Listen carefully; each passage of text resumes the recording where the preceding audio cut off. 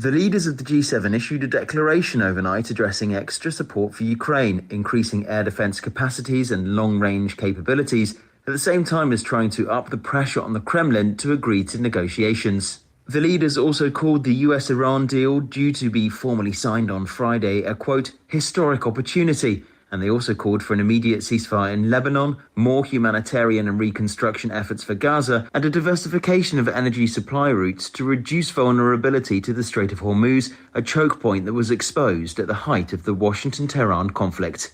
Ross Cullen, Evian. The 14-point memorandum of understanding between the U.S. and Iran is set to be signed Friday. The agreement calls for negotiations to continue for 60 days to reach a final agreement to end the war. Iran's nuclear program will be the subject of those negotiations. The deal also reopens the Strait of Hormuz, a vital oil shipping corridor, and unfreezes Iranian financial assets currently being held. The U.S. is promising to begin the process to end all sanctions on Iran. It also ensures at least $300 billion in financing for Iran's rebuilding and economic development. I'm Tammy Trujillo. Detectives are investigating an officer-involved shooting that left a 1-year-old child dead. The shooting happened Sunday in Senatobia in northern Mississippi. Officers were responding to a shoplifting call at a Walmart when the suspect reportedly began driving away. The State Bureau of Investigation claims that the car drove towards the officers, prompting one of them to open fire. A 1-year-old child inside the vehicle was taken to the hospital with a gunshot wound, where he was later pronounced dead. Another person inside the car was critically injured, while no officers were hurt. I'm Mark Mayfield. From America's News Network, USA Radio News. Maybe this is you too. There's enormous frustration right now with healthcare costs. It is amazing. Healthcare costs for families in the last 20 years have almost tripled, and it just keeps getting worse. All this to say, this is why MediShare is so in demand right now. People are looking for alternatives, and MediShare is proven. You can save thousands of dollars a year and actually like it more. Over 1 million Americans are now part of healthcare sharing, and MediShare is the gold standard. It's trusted, it works, it's been helping people save money and have peace of mind now for 30 plus years. It's not some big impersonal thing either. It's a community of people like you helping each other. So yeah, if you're frustrated too, here's your chance to make a refreshing change. You'll notice the difference as soon as you call. They're easy to talk to. You can get a price within 2 minutes. Here is the number. Call 855-SHARE-40. That's 855-SHARE-40. 855-SHARE-40. Former Vice President Mike Pence is expressing concerns about the Trump administration's proposed agreement with Iran. Speaking on CNN, Pence said he supports efforts to end hostilities, but warned he does not trust Iran's leadership. He argued that any final deal should require Iran to abandon its nuclear ambitions, curb ballistic missile development, and restore freedom of navigation to the Strait of Hormuz. Nashville Mayor Freddie O'Connell is taking steps to limit the impact of data centers. O'Connell signed an executive order directing metro departments to identify lawful ways to make sure Nashville's air, water, public spaces, and residents are protected from the potential negative effects of the tech hubs. Many citizens have pushed back against a plan to build a data center behind the Nashville Zoo. The Metro Council has approved the first reading of a measure that would place a 90-day moratorium on new data center permits. I'm Scott Kimbler. Over half of workers ages 40 through 60 in the U.S. are caring for a parent while also holding down a job. According to Legal Shield data, that pressure is already showing up at work through missed time, getting less done, and people thinking about leaving their job. The survey says nearly 40% have cut savings or retirement contributions to help pay for a parent's care. The analysis also shows legal questions tied to parental elder care have more than doubled since 2022 as middle-aged children deal with paperwork, care decisions, and out-of-pocket costs. I'm Monica Nelson. I'm Ron Warner, USA Radio News. You can help put vets to work by donating your car, truck, or van. Your donation will directly support programs to help vets find jobs or even start their own business. Donate today for fast, free pickup of your vehicle. Call 800-209-4580 for 24-hour response. Call 800-209-4580. That's 800-209-4580. Dependable Lock Service is your source for replacement car keys, custom safes from Liberty Safe, and so many more lock and key services. With over 30 years of experience in lock and key industry, there's nothing Dependable Lock Service can't do for you. Whether you're looking for duplicate automotive chip keys, rekeying commercial and residential locks, or custom safe building, we've got you covered. Call 603-886-0559. Nashua's dependable lock services 24 hours a day, 7 days a week. The sky's not the limit, it's just the beginning. I'm Ed Mullen from Nashua Aerial Advertising. There's no better way to advertise your business and or message than high in the sky. How can you make your advertising budget work for you? By putting your ads up where they'll stand out. The sky is an uncluttered, impressive venue. You can put your message over a region or location to target your desired demographic. Put your ads where they're needed. We provide coverage over communities through Merrimack Valley, Greater Nashua, Manchester, Lowell, and points throughout South Central New Hampshire and North Central Mass. Summertime beaches, sporting events, races, fairs, and festivals are all ready-made for banner telling. For more information, please visit us online at NashuaAerialAdvertising.com. And remember, the sky's not the limit, it's just the beginning. Tired of wondering where your money really goes? At Mammoth Nation, we built what was missing. The America First Marketplace. Every brand we feature is 100% American owned and operated, rigorously vetted for their values and committed to supporting our Constitution, law enforcement, and the American dream. When you shop with us, your dollar stays in the neighborhood, supporting families, veterans, and charities like Folds of Honor. No more sending your hard-earned money overseas to the companies that don't respect you here. Your dollar reflects your values. Your dollar, your values, your America. Join Mammoth Nation today and be part of building a patriot economy by going to truckersunitedforfreedom.com affiliate page and hit that link. American built, America strong, Mammoth Nation. The views and opinions of the following show do not reflect those of WSMN, its owners, and/or associates.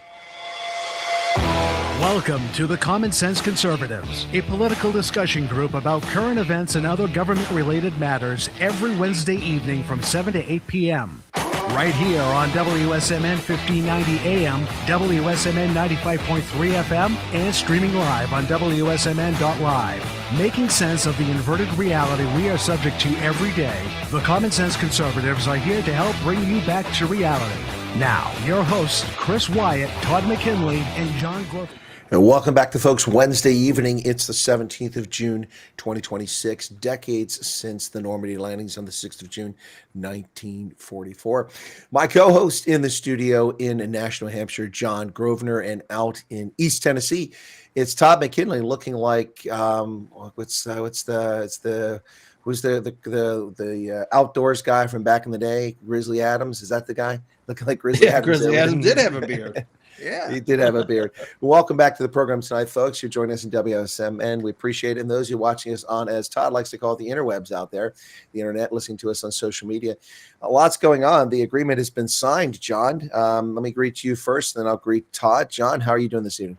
I am doing well, Chris. Yes, the agreement has been signed. I don't know how well I believe that this is going to happen, but I know they signed it. But Iran being notorious for reneging on their agreements and doing what it is that they do, we'll see how things go, I guess. But they got 60 days to sort it out, and that's concerning. Not much time and stuff, but they do have some details to work out, I suppose. But yeah, here in New Hampshire, things are going pretty good. Wyatt's definitely going to be out spending Warmington by looks of things, and we'll see how that goes too.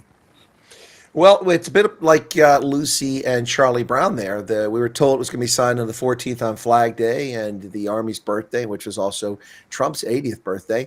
It wasn't signed. And we were told it's going to be signed on Friday, and now it's been signed tonight. Todd, are you caught off guard by the thing being signed today?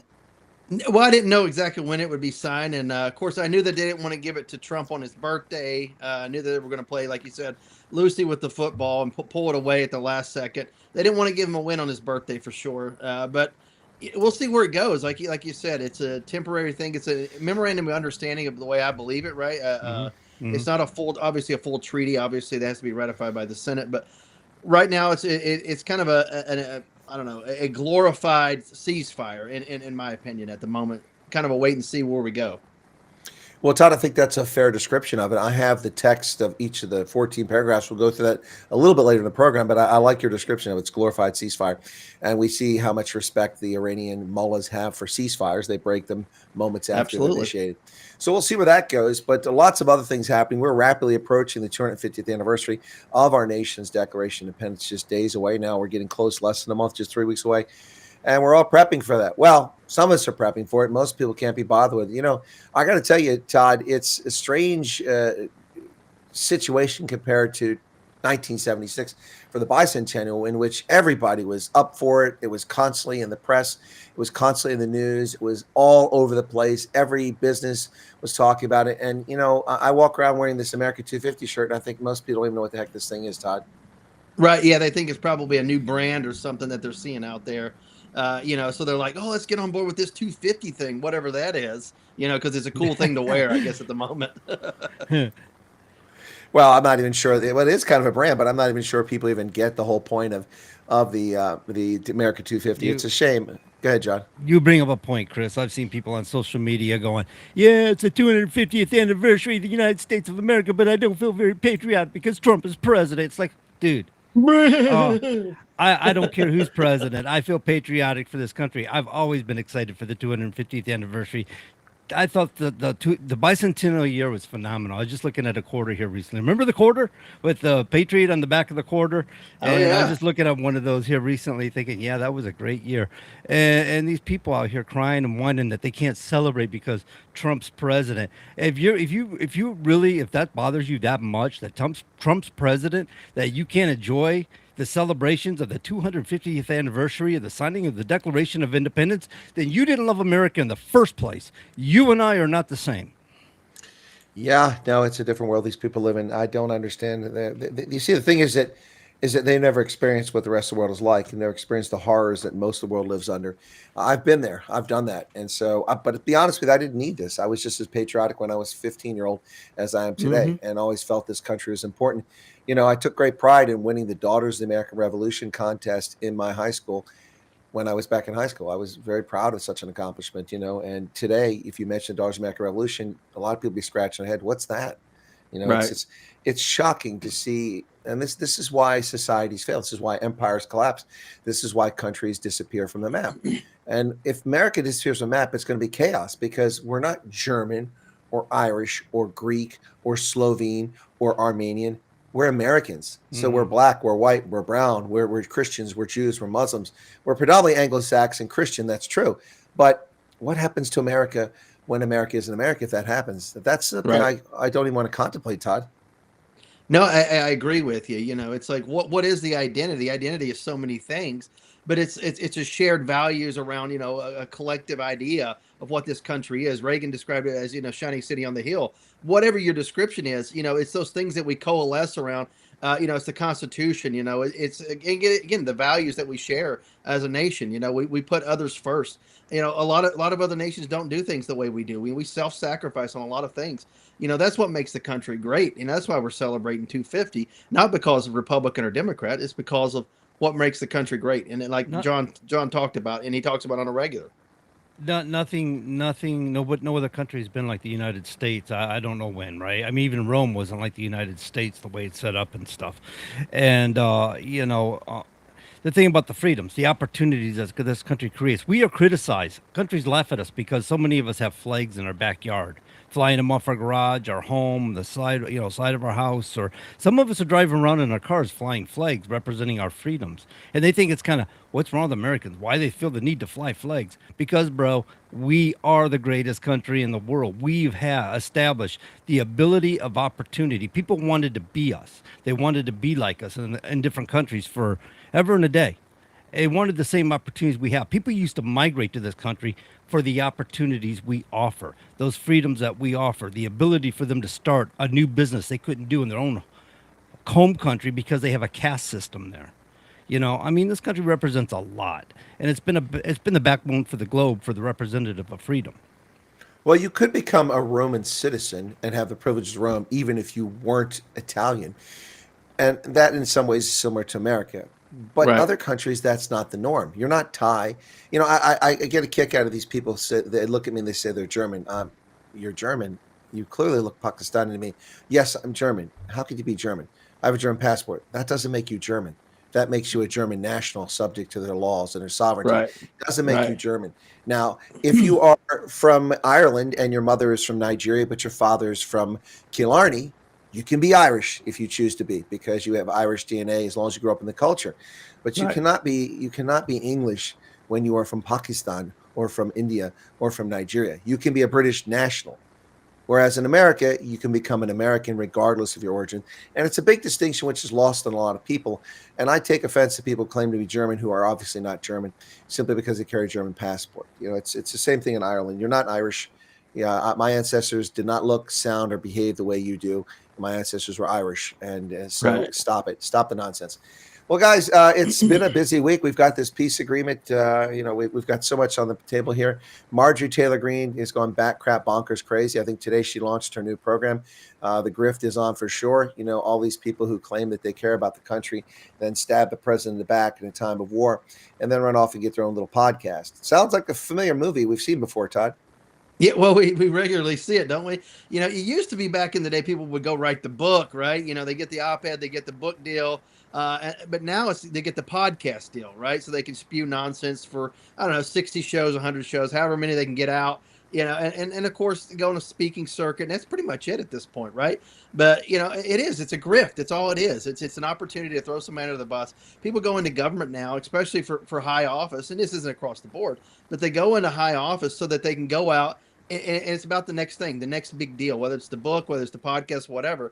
They go into it, and a lot of people go into it for the wrong reasons. It's not about selfless service, about giving back, and of course serving something higher than yourself. For them, it's about the almighty dollar.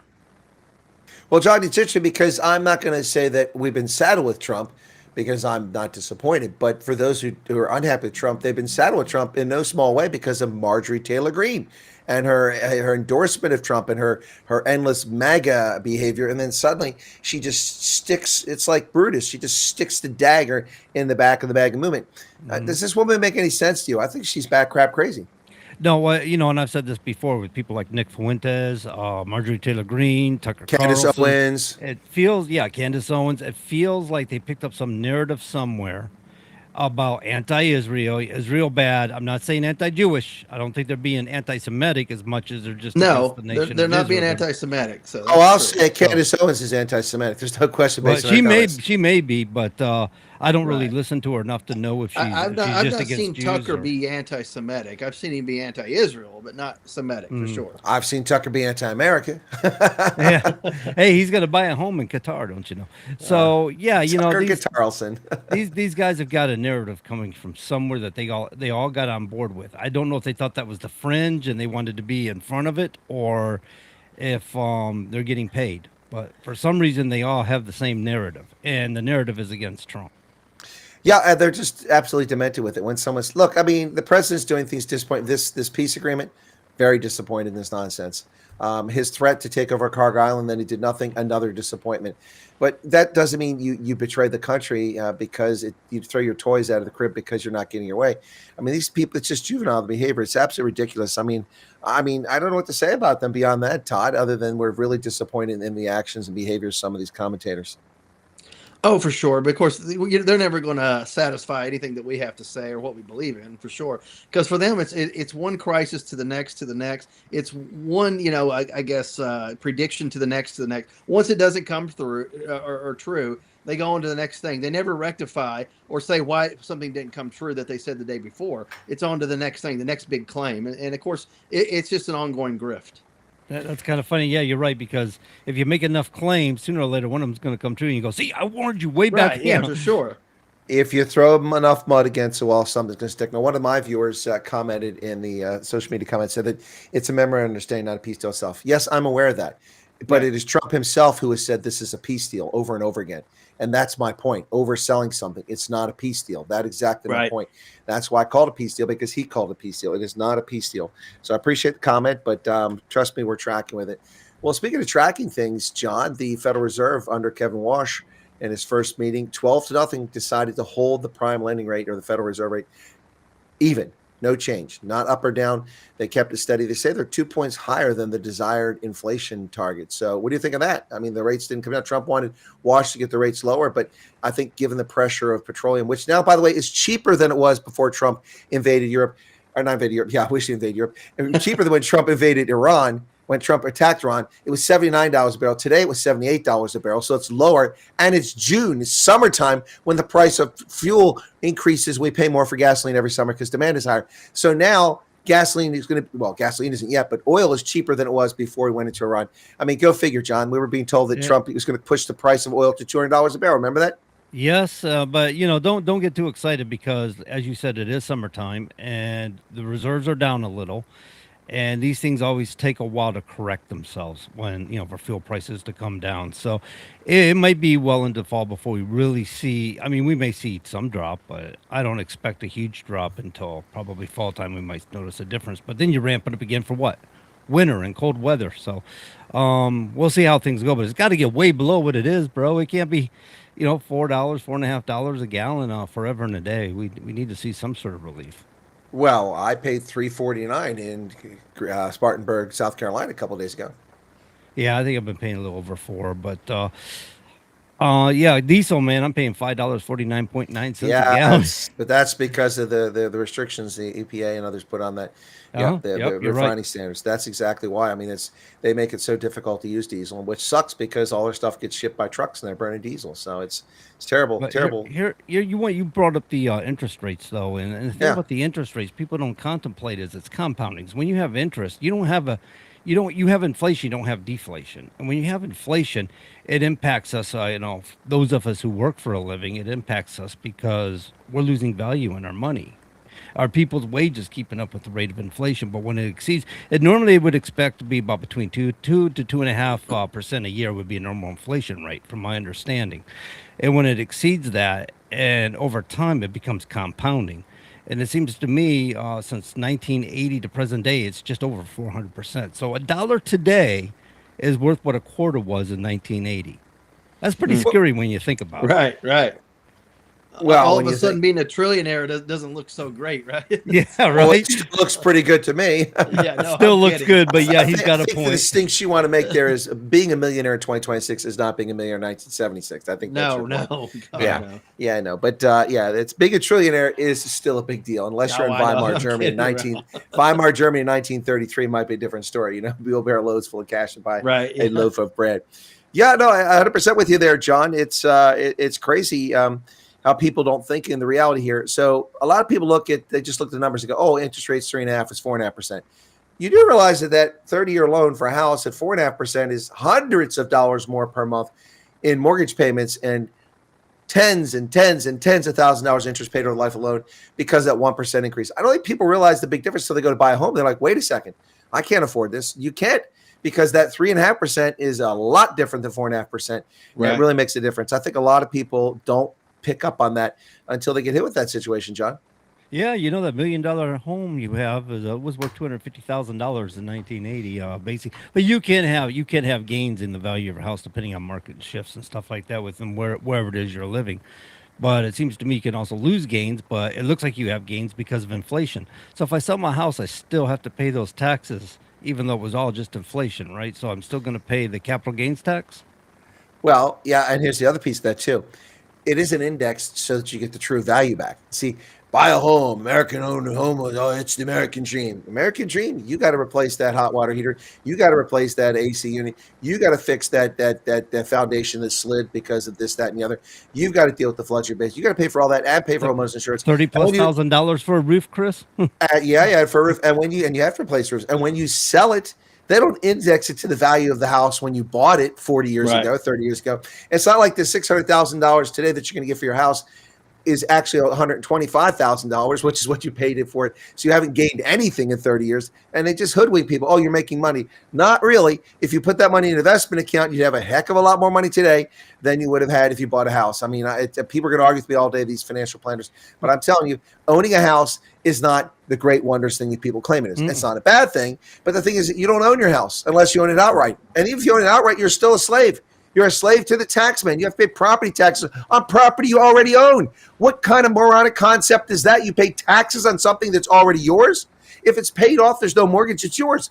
But if I pay off my mortgage today, if I magically win the lottery and pay off my mortgage, I'm a slave to the township, to the state. I have to pay them property taxes to the tune of about $10,000 a year to live here. That's more money than I made in a year for the first 20 years or 15 years I worked. And I'm not rich. This is just an average low middle income house. What should they do? Should they start charging us taxes for services so everybody pays them? If you're a resident within that city or that state, I mean, so basically you still have to pay for your law enforcement. You still have to pay for your firemen, and you still have to educate your children, and that's what they base home taxes on. So how would they gather taxes if we didn't pay them? I understand your point. I'm not arguing against you. I'm saying, how would you change the system? How would it be more fair? Well, it wouldn't be a fair big question, more honest. Instead of calling it a property tax on your property and trying to take your property if you don't pay your tax, they should have a per capita tax if they're going to do that. To support local law enforcement, fire departments, and road repairs and things like that, should be a per capita tax for adults, and then you pay it. And they should be more honest about it. I'm not in favor of that. I'm just saying that that's a much more honest way to do things. Or you can put a value-added tax. But all of these things have loopholes. First off, anything that if you're in an area that's not with a large population, you're going to get much lower consumption taxes or value-added tax. You're not going to get a lot from it. If you're in a heavily populated area, you're going to get a lot more money from that. Also, if you have people who leave the area and go to a town in the neighboring county and every township to buy something because that's where the big mall is, you lose all that revenue. So there's negatives and there's positives to it all the way around. But making someone pay taxes on property that they own is criminal. I mean, you already own the property. Why am I paying taxes? Well, because I have property? What are you doing for my property? If you want me to pay service fees for sewage or service fees for natural gas or service fees for the roads, that's a whole different story. But my property is my property. You're not maintaining it, and I have to pay you for the privilege of owning property. That is slavery. Mm-hmm. I mean, Don't stop there, Chris. I mean, I go register my car. I got to pay a property tax on my car. I remember when I was in Florida. Well, that's because you live in a Commonwealth. You know, unfortunately, I don't have to pay property tax. New Hampshire is one of the freest states in the union. I promise you, but they do that. You have property tax on your car. Well, so does Washington State, run by leftists. So who else has that? There's a couple others. Arizona has that too. There's no property tax here. I pay a registration fee, $100 every 2 years for my car. That's it. In Ohio, I paid $26 every year. In Arizona, I paid $13. That's all it should cost a service fee. There should be no property tax. Property tax on something you own is insane. That means it's not your property. You're paying for the right to own it. I like my friend who's a mechanic in Florida who says, man, I bought all these tools when I was working a job. I have all these wrenches. I have these air tools. I have all this expensive tools that I accumulated through the years working a job. Now I turn around and file for a business. And now I got to pay taxes on all the tools I own outright that I bought when I was working for a living. Right. That's absolutely it's absolutely ridiculous. It's not right. It's morally bankrupt. It's your property. You have a right to own property, and taxing someone's property is just. I mean, on a purchase, yes, because you can make the argument that you're able to buy this because of the roads and the electricity and the public safety and all the things that come into play that make it possible for that good or service to be delivered to you. So a tax on that to support the infrastructure is reasonable. But a tax on something you already own, you've already paid for, that you have to maintain, it's just ridiculous. It lacks common sense. But they do it because they can get away with it. Here in the Commonwealth of Pennsylvania, guess what just happened? Now, we have a nonprofit for the VFW. We don't make any money. Trust me, we definitely don't make any money. We barely get by. And it takes the efforts of people out of their pockets sometimes to keep it open. And we have games of skill. These are little computer machines that you have to pick this or select that, select this and the other. So they were categorized as games of skill, not as gambling machines. Several years ago, there were several lawsuits because the state wants to get their grubby fingers into it. For small games of chance, that's the tickets people pull and win. That's gambling. It's small level gambling. We have to give 60% of that revenue that comes out of it to nonprofits. 60%. So the best we can do is 40%. That's assuming that someone doesn't steal or that the bartenders don't make mistakes, which they do, and we lose money. So we don't make much money, if anything, on games, although it brings people in the door. But that's not the purpose of it. We're a nonprofit. The purpose of giving us a license so we can make money, but we're not making money from it. So along comes the games of skill. We're actually making money. All the money that comes in, the winnings, go to the winners. Then the revenue behind that is split with the vendor, 50-50. We don't pay tax on that. We're we're a nonprofit. And so now they've declared them illegal, saying they're slot machines. They're not slot machines. The Pennsylvania Supreme Court, run by Democrats, 5-2, has said this. It's a ludicrous decision. I guess we'll have to appeal to the Supreme Court, but I don't know how that even comes into play. I don't know if there's even an angle there because it's a state thing. But what they're doing is now they want to tax those things. They want to force us to give. So if they tax it, that's going to cripple us. And then, in addition to the tax, if they force us to give a percentage to charities, then we're not going to be a viable thing anymore.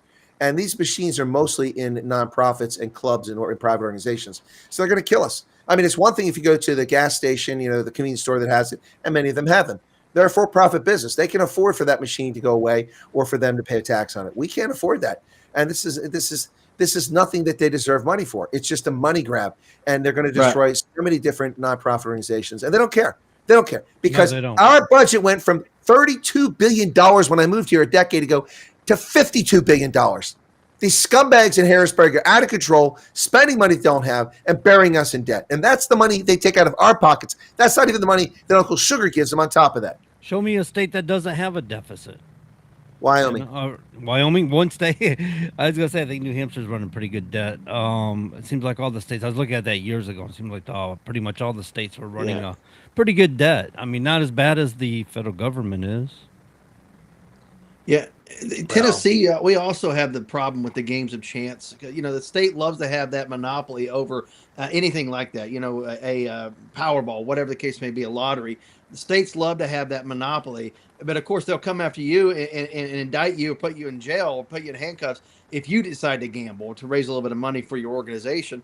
And like you said, they don't care if you survive as an organization because that's less people and less organizations that's going to give them a headache in Harrisburg or Nashville or wherever the case may be. You're not there to be a thorn in their side no more. You're no longer organized. You're just a has-been organization. That's it. And that's what they want. I think in a lot of cases, less of a headache for them, less of an advocacy problem, and they can just basically dictate what they want. Well, to me, Todd, it's just a pure and simple money grab. They are drunken sailors who cannot control their spending. Republicans and Democrats, they just spend. And what's the outcome of that? I've got development out of control in my township. Traffic is snarled, and these morons can't even schedule construction projects between the county, the borough, the state, and the townships. I mean, we've got the main road shut down going to Carlisle. The bridge has been out for a year while they repair it. I think it's being repaired by Somalis. It's going to take forever to be fixed. The bridge is out there. Then they take another bridge out on this side, on the other side of the road. Then they block off this road, and they put down May 8th it's closed. Well, it's still closed. Apparently it's closed indefinitely while they tear up the roads so they can put in these 800 apartment buildings they put there on an intersection that was a cornfield. It's out of control. The roads are falling apart. Infrastructure is suffering. I noticed my internet now has dropped from 1 gigabyte, which I'm paying for, down to a maximum of 650 megabytes of download at a time because of all this demand that's been put here and no additional capacity. We didn't ask for all these people to move in here. We didn't authorize this. We didn't vote for this. Yet they pull this crap. And oh, by the way, all these units they're putting in all pay taxes. More and more money. There have been over 1,000 houses built in this township since I moved here. All of them north of $500,000 of value every year. So we're talking about $8,000 to $10,000 or more of tax revenue coming into the school district and into the township. And it just never stops. It never stops. Not enough. It's never enough. They're just like Jabba the Hutt. Solo.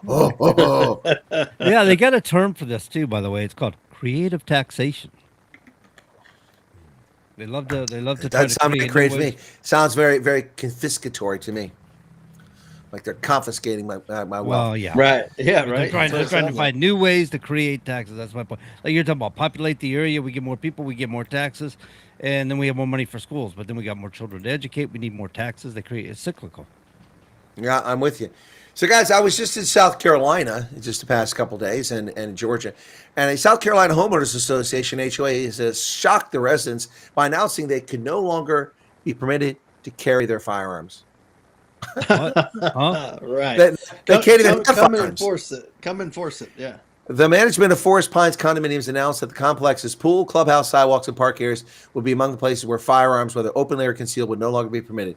The ban caused a backlash from residents who question the legality of the decision. I agree. Where does a homeowner association get off overruling the Constitution? Yeah, I know it's private property and all this, but these people already live there. don't know about that, because if you think about it as a private property, if you own a home and you belong to the homeowners association, I mean, I've seen some places that a homeowners association, because of some houses are part of the association and some houses aren't part of the association. So do they really have that authority to make those sorts of dictates? Because you own your home and you have a right to exercise your rights on your property. Now, if they have a community pool or something and they decided in a democratic process or something, maybe, but when you own your own home, they can't say anything, can they? No, not in your own home, that's for sure. And this so that's the argument here. But in public spaces, that's what the argument's about too. Somebody said it's not an apartment building where you have a lobby you have to walk through. It's my house. Right. I own it. I rent it. I mean, I don't rent it. I own it. And South Carolina's constitutional carry state, like you can't do that. There's literally no signage at the pool, no signage at the clubhouse, no signage anywhere. And they can't tell somebody where you can or cannot carry your gun in the neighborhood. I don't know if that's true, but I certainly agree with the sentiment. But I mean, this is a red state. So it just shows you this red state, blue state is a bunch of nonsense, because you got leftist wankers in every state. And if they get control of a homeowners association, this is how they behave. Well, but most people who are in charge or part of homeowners associations tend to be on the left anyway, because they want that control, whether it's at a micro level at like a homeowners association, or whether it's at the federal government or it's the globe. They want that power and control of every aspect of your life at every level. Some people are horrible. You're right. They're horrible about it too. They literally, they watch everything going on, and they'll be knocking on your door. You got one blade of grass that might be leaning against the concrete in your driveway, and it violates their rules or something, and they're over there banging on your door and threatening you with citations or something. Yeah, I've heard stories. I know I would never buy in a homeowners association. I've never bought. I plan on buying in condominiums or anything like that. Have no use for that crap. I'd rather live in a tent in the woods than belong to that nonsense. Yeah. Well, I just have one thing to say. I am the boss. You guys missed that entirely. Trump rocks up at the G7 in France. He walks in. Oh, He yeah, says, yeah. I am the boss. That was classic. Trump was hilarious. Yeah, he's the boss. They're all waiting. Giorgia Meloni comes in a little bit late, and I think someone else came a little bit late, and they're all sitting around the table. Macron is trying to entertain them. He's not a funny guy, but he's trying to be funny.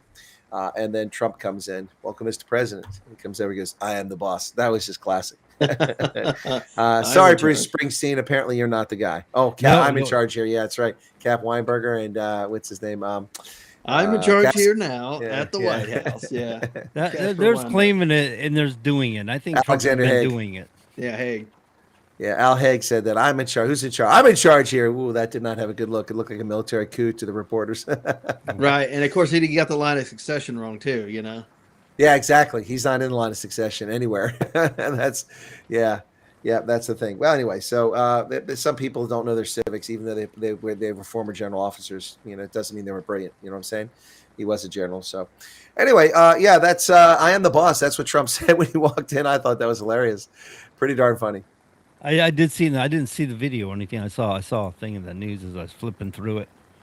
Oh, I saw the video. The video was classic, man. It was brilliant. Mm-hmm. I got to say, though, the president, though, I mean, most 80-year-olds, you know, they're getting kind of frail, but dude is still eating those Big Macs because he is packing on the pounds. He's right. He's starting to look like Shrek there, the president. He is. He's getting, I thought I was getting a little chubby, but he's got me put to shame. Woof, You know what's what's funny is, you know, like I said, I watch occasionally these lefty podcasts, and most of it's just complaining about stuff that we talked about Biden, you know, cognitive decline and all this stuff. You know, now they're all of a sudden crowing that, you know, Trump has cognitive decline. He has, you know, this mental lapse. He has this possibly. It's like 4 years of Biden, you said nothing. Now you got a podcast talking about Trump. Come on now.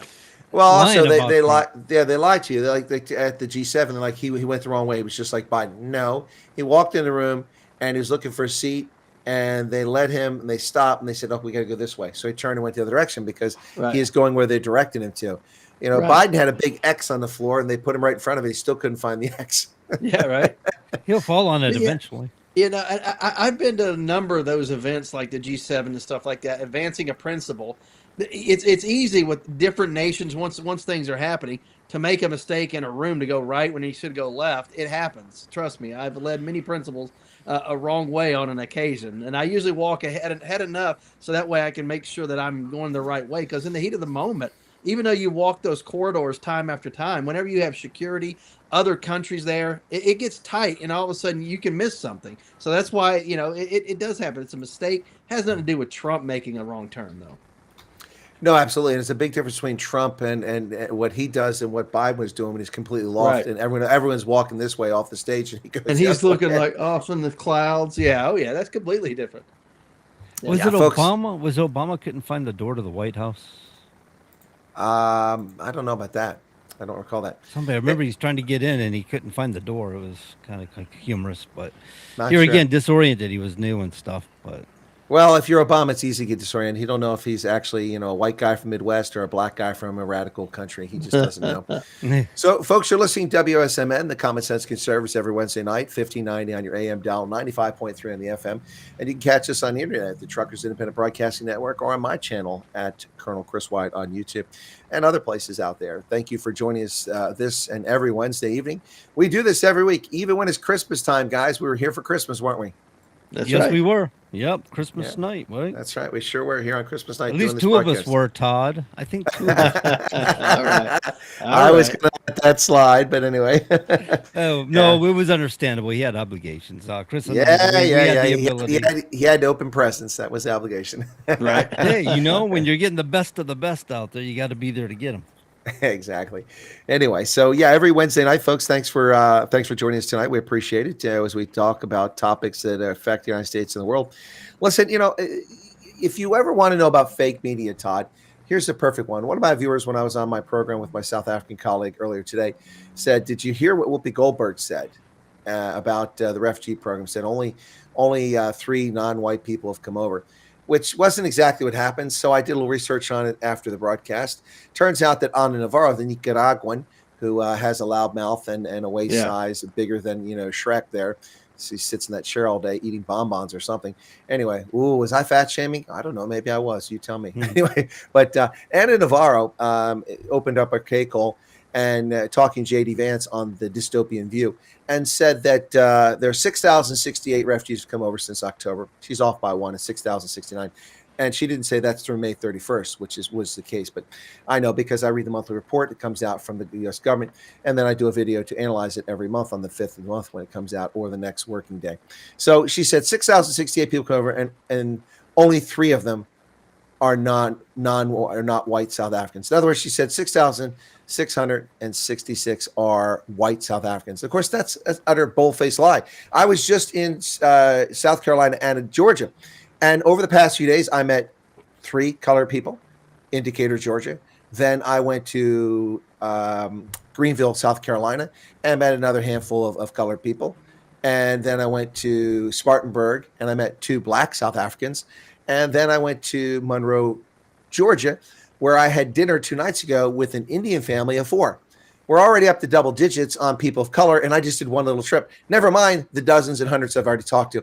These people are so wedded to their fake news, to their lies, their inability to open their minds to the facts, that they'll lie about anything. So, I mean, it's just unbelievable. She lies and says only 3 people who aren't white came over. That's an absolute lie. I don't know how many people who aren't white came over, but I can tell you about those people, and every one of those people I talked to have come over since September, since the end of the last fiscal year. These people, it's demented, Todd. Well, John, if you want to jump in, how much bigger liars the media are. Oh, I was just thinking, even if she wasn't lying, so what? The application's open up everybody. It's not discretionary. It's not strictly to white people. You are correct, but the problem is they tell people that, they believe it, and then people who are eligible don't apply because they listen to these idiots. And then they also try to paint it as racist, which has no bearing. It's funny, Todd, how we took 300,000 blonde-haired, blue-eyed Ukrainians in this country in less than 3 years, and nobody batted an eye. But we want to bring some South Africans over here. Suddenly it's a racist program. Well, of course. I mean, that's your narrative. And, of course, that's the only thing the left has to hang on, right? Right's bad, orange men bad, Republican bad. Whatever they do is racist, xenophobe, homophobe, whatever it is, transphobe. They're going to make it up. It's going to be bad for you, for I, whatever. The reality is the fact is it's not racist. It's working. It may not be perfect, but it's working as it should. But you got to figure out something, an angle to go after J.D. Vance because he decided he's going to go on The View as a guest. And you got to go one more thing to dagger him on, I guess. One more thing to stab him on. And this was just one of the low hangers that they went with. Yeah, well, I think the thing that's low hanging is their intelligence quotient. That's what's hanging low here. It's not very high. You know what I didn't see Trump doing? I didn't see Trump flying children from foreign countries into the country and shipping them away into cars late at night without paperwork. Yeah. Well, there's that. It's a bonus. That's for sure. Yeah, no, but the dystopian view, I don't even watch it, but one of my viewers mentioned to me, so I went and looked at it, and I was like, I just can't. Well, I don't want to say I can't believe they said that. I can't believe they said it, but I'm not even surprised anymore. It's beyond disappointing, the conduct of these so-called commentators. But these aren't real journalists. And of course, I guess we can thank Barbara Wawa for setting up this stupid program, The Dystopian View. And it doesn't matter how many evil things these people say, they still get to do it. I mean, look at Whoopi Goldberg. She had to apologize for being salty towards Jews just a couple years ago. She got suspended for a couple episodes, and then she's back spewing her same hatred. This whole thing started because, white people, black people being wiped out of history. What are you talking about? Oh, we've been wiped out of history. What are you talking there, sweetheart? You never heard of 54 in Massachusetts? You don't know who Crispus Attucks is? You never heard of George Washington Carver? You don't know the guy named Cleveland who invented the traffic light who's black? Come on, shut up. Shut up, shut up. These people, Todd, are so nauseating. They're constant nonsense. It's not about equality. It's not about history. It's about black supremacy for her. She thinks black people are better than anyone else. And she's as bad as the Klan, except she's in a different shade of tan. That's all. Well, the Southern Poverty Law Center had to keep the Klan operational, right? Funneling millions of dollars to them. I don't know how well the Klan's doing these days. I think they were almost out of business until some other race hustlers decided to funnel money to them so they could keep opposition going, right? Come on now. It's sad. Well, I mean, they've been caught, and now they try to pretend like it didn't happen. I mean, look, the American Criminal Liberties Union, the Southern Poverty Law Center, these are fellow travelers whose mission is to destroy America from within and create a minority supremacy. That's what their goal is here. Their goal is to, they lie about everything. Oh, white fragility Americans are disappearing. White Americans? What are you talking about, man? When I was a kid, there was 130 million of us. Now there's 236 million white people in this country. 240 million. That's 100 million more. How is that disappearing? As a percentage of population, gone down, sure. Because we'll let the country be invaded by foreign criminal alien invaders. And oh, by the way, all those old white stiff dudes, the white guys back in 1965, who created the current immigration law that let all these people come to the country. Remember them? White men, Christian white men. Oh, I thought we were a country of racists. Wait a second. So they let all these brown people and these black people? Yes, they're the ones who came up with that. Yeah, fragility in my butt. And this whole thing about white replacement theory, they use that as a crutch. They use that as a red herring. So, John, you've heard that phrase before, haven't you? Replacement theory? Red herring? Oh, yeah. I have. Replacement theory, yeah. Okay, just wondered. I mean, there is a thing about, I think white people aren't reading as much as they used to, but that's choice. It's not replacement, it's choice, right? Of course, the 400 to 600,000 abortions by white mothers every year is one reason why we don't have a natural reproduction rate. And the 300,000+ abortions by black women who make up just 6% of the population is another reason why almost 1 million babies every year are aborted in this country. That's why our population isn't growing. Todd, you're jumping in there. No, that's right. You're for right. And of course, Margaret Sanger pushed, abortions, pushed, Planned Parenthood on African Americans, on minorities in these communities for a reason, because they were racist and wanted to get rid of African Americans. Exactly right. And that's the heroine of course, Hillary Clinton, who now claims, Todd, that it was a big mistake for Joe Biden to run for re-election. You think? Yeah, right. She says anyone else could have beat Trump. I don't think this woman is even remotely cognizant of reality. No one else would have beaten Trump. The country was angry. Trump was coming back regardless. She got it handed to her in 2016. She has no leg to stand on beating Trump on anything. Sorry. Period. No, Todd, stop. I mean, look, we all know it was Macedonian server farms. That's how the election was stolen. Yeah, but wait, you couldn't say that. But you could say that. But you couldn't say that. So I'm just curious, did she wipe the hard drive? What, you mean like with a cloth? Yeah, she knew what she was doing. Of course. And it's funny is we keep talking about, justice and all this stuff. We go one election to the next. There needs to be this, there needs to be justice, whether it's Epstein, whether it's this, whether it's, whatever the case may be, Russia, inclusion. Nothing ever comes to fruition. It's just nonsense, one election to the next. And it's the same people election after election, snowing the American people. I mean, when are we going to get rid of them? Look at the pathological serial liar, Adam Schiff. I have the evidence. I can't show it to you because it's classified. But Trump colluded with Russia. I have the evidence. And he rode that to victory in the House. Now that demon rat is a U.S. senator. And he has the credibility of a piece of cinder block. Yeah, he is a senator from California, the junior senator. It's sickening how stupid people can be, especially in California and New York. Right, for sure. I wouldn't write them off that quick. I mean, we are seeing how they're counting votes over there, so it may not all be on the up and up. Well, whether it's on the up and up, the reality is he's still got the slot. So, but he's already in office. He's not even up for election this year. Your vote All don't right. count if they're going to make the votes happen, right? I mean, that's all I'm saying. I don't want to point any accusing fingers or anything, but since they need to know how many votes they need to get their candidate in. Yeah, and you find boxes and boxes, tens of thousands of boxes of votes, and not one for the Republican. It's like, it's hard to believe that not one or two votes were in there for a Republican. I mean, come on. If you threw like 1,000 votes his way and 10,000 another way, maybe we could believe it. But zero, I'm sorry, complete fraud. Statistically, that can't be right. Yeah, right. It's not true. It's fraud. So I know that you guys are just desperate to hear about my next subject because you know that I always enjoy watching paint dry or watching FIFA World Cup action. So any thoughts on that? Before you do, let me just mention some of the highlights of this competition so far. On Monday, June 15th, Spain, supposedly one of the favorites to win the World Cup, was held to a draw by Cape Verde, a tiny collection of islands speaking Portuguese off the west coast of Africa, a 0-0 draw. Ooh, that was an exciting game. Wow. Belgium, which has won the World Cup before, it was held, or the UEFA won anyway, they were held to a 1-1 draw with Egypt.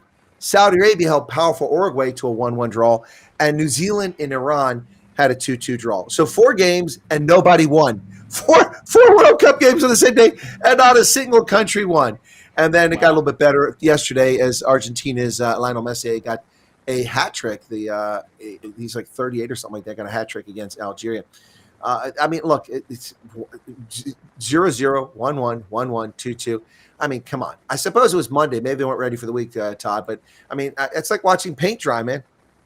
Yeah, for sure. No, that's something I've not watched. I mean, I'll occasionally scroll through and see some of the scores, but it's not something I pay attention to. So I can't really comment too much on the World Cup. I mean, it's just seems to be a bit of a joke these days. I don't know. I didn't even know what a FIFA World Cup was until recently. Well, FIFA is the French acronym for the International Federation of Football. Fédération Internationale Football. And we say, of course, when you're saying football, not to confuse us Americans, you're talking about soccer. Yeah, they call it football, but I mean, and they make fun of us because they say we throw with our hands, but they use their heads. So is it head ball? Right. They use primarily they use, they got everything something. but their hands because everything else in their body. They can use their body, use their shoulders, they can use their hips, they can use their head, they can use their foot, but they still call it football. Well, the primary objective is to kick it, but down the field. No, the primary objective is to get the ball past the goalie in the net. That can be with your head or your chest. You're right. You can move the ball any way In fact, you want. some of the best goals are headers. People like this. I'm going to do that again. I mean, I know the audience on the radio can't see that, but our viewing audience on the internet can. Watch this. You ready for it? There you go. He's nodding his head like he's gesturing to somebody. That wasn't a nod. That was a strike. I'm a striker. Better than Josie Altidore. Anyway, but I actually had turned it on TV last night as I wrapped up my nightly broadcast, walked in, put it on just to see. And Austria was playing, so I can support Austria, except there weren't many Austrians out there. There were some Africans and some Arabs, some Slavic people, but not many Austrians. But the first guy to score in the game was a brilliant goal by a guy named Roman Schmidt. So that's an Austrian name. And he scored an absolutely brilliant goal, just smoked the defenders and the goalie. It was amazing. I was literally 30 seconds after I sat down, they scored a goal. So I was like, hey, wow, good news for Austria. But they did win last night. So there you go. There's your FIFA update. I'm sure you guys are dying to know all about that FIFA update. Hey, we still got a game tonight. Uzbekistan versus Colombia. Snow rush. Oh, look, Ghana's playing Panama right now, and they're at the amazing score at halftime, 45 minutes for the game of 0-0. There you go. Exciting. Hey, but another one here. The Portugal was held to a 1-1 draw today, too. This is another team that's been very good in the past. What were you going to say, John? Oh, I saw something on social media earlier just before the show started where if Germany wins, there's free beers. If Mexico wins, there's free tacos. Come on, Colombia. You get it. I don't get it. I got it. Yeah. I got it. Yeah. Okay. Free cocaine. Now your response hits me. Free cocaine. Yeah, it's always Excuse something. me, I'm a little slow on the drug. Yes, indeed you are. Miami nose candy, right? I'm But not exactly fond the of only the game stuff. that might get people excited is tomorrow afternoon. Not tomorrow afternoon, Friday afternoon, I should say. Friday afternoon, the USA is playing Australia, and the USA won convincingly against Paraguay in the first round.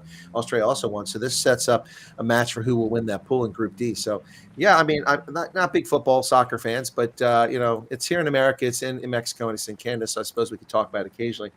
But this one has got all kinds of complaints. People are complaining about ticket prices, and rightly so. They're outrageous. Also, I don't think all the venues are the best venues to do this, but nonetheless, people come in droves. The stadiums are full. The television audiences are watching it, and people want to have national pride. But I have a hard time, root for somebody if I'm German. And the guy who is, my striker's name is Hamed Abdul. I mean, that's not German.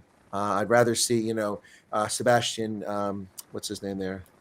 Bastian Schweinsteiger. I'd like to see him out there, something like that. But I mean, and people are going to, well, you just don't like Muslims. No, it's not doing Muslims or Arabs. I also don't want to see the Polish guy out there either. I want to see him play for Poland, not for Germany. Just saying. Anyway, that's just kind of how it goes. Yeah, so that's where we're sitting with that, the FIFA World Cup. I mean, have either of you watched any of it, John? No, not at all. But however, Holden is concerned that maybe you gave yourself whiplash. Are you coming back in the second hour with a neck brace on? No, I'll just go the other way and loosen up this way. Oh, you're going to compensate for it the other direction. Yeah, exactly. No, I didn't watch any. I'm not big into sports, to be honest with you, if you can't tell. So when it comes to soccer and stuff, it's never been a highlight for me growing up as a kid. Street football was it, man. I love playing street football. It was great deal of fun. If we had 4 people, we had a ball going somewhere doing something, just passes or running passes or something. But every once in a while, I'd watch a football game. But getting into organized sports and stuff, I've always been just too active doing my own stuff, my own things, and never got really into it. I caught more passes with my outstretched arms from a Nerf football in my youth than Peyton Manning has thrown passes in his life, I'm sure. It was, wow, that was something, especially in Pennsylvania. We played all the time. And it was supposed to be touched, but Teddy Rice was a little, I won't use the word. It's proper on radio here. And he was bigger than all of us and older than all of us, and he would tackle even though it was a touch game. But, some of us were faster and could outmaneuver him, so we got around him most of the time. But yeah, he gave you motivation, bro. But we always tackled. We didn't want to keep that touch to yourself. We tackled. We played rough. Well, we played rough too, especially considering it was a touch game. But we're coming up at the top of the hour. Before we do, I want to bring this topic up. We'll probably spend more time on it in the second hour, and that is the UK and the US are on a collision course here. The UK now has banned social media for 16-year-olds. I mean, this just like following the example of the leftist paradise of Australia. Now, your children are now being dictated what they can do by a government that's out of control rather than letting parents be in charge. And they think this is going to solve the problem.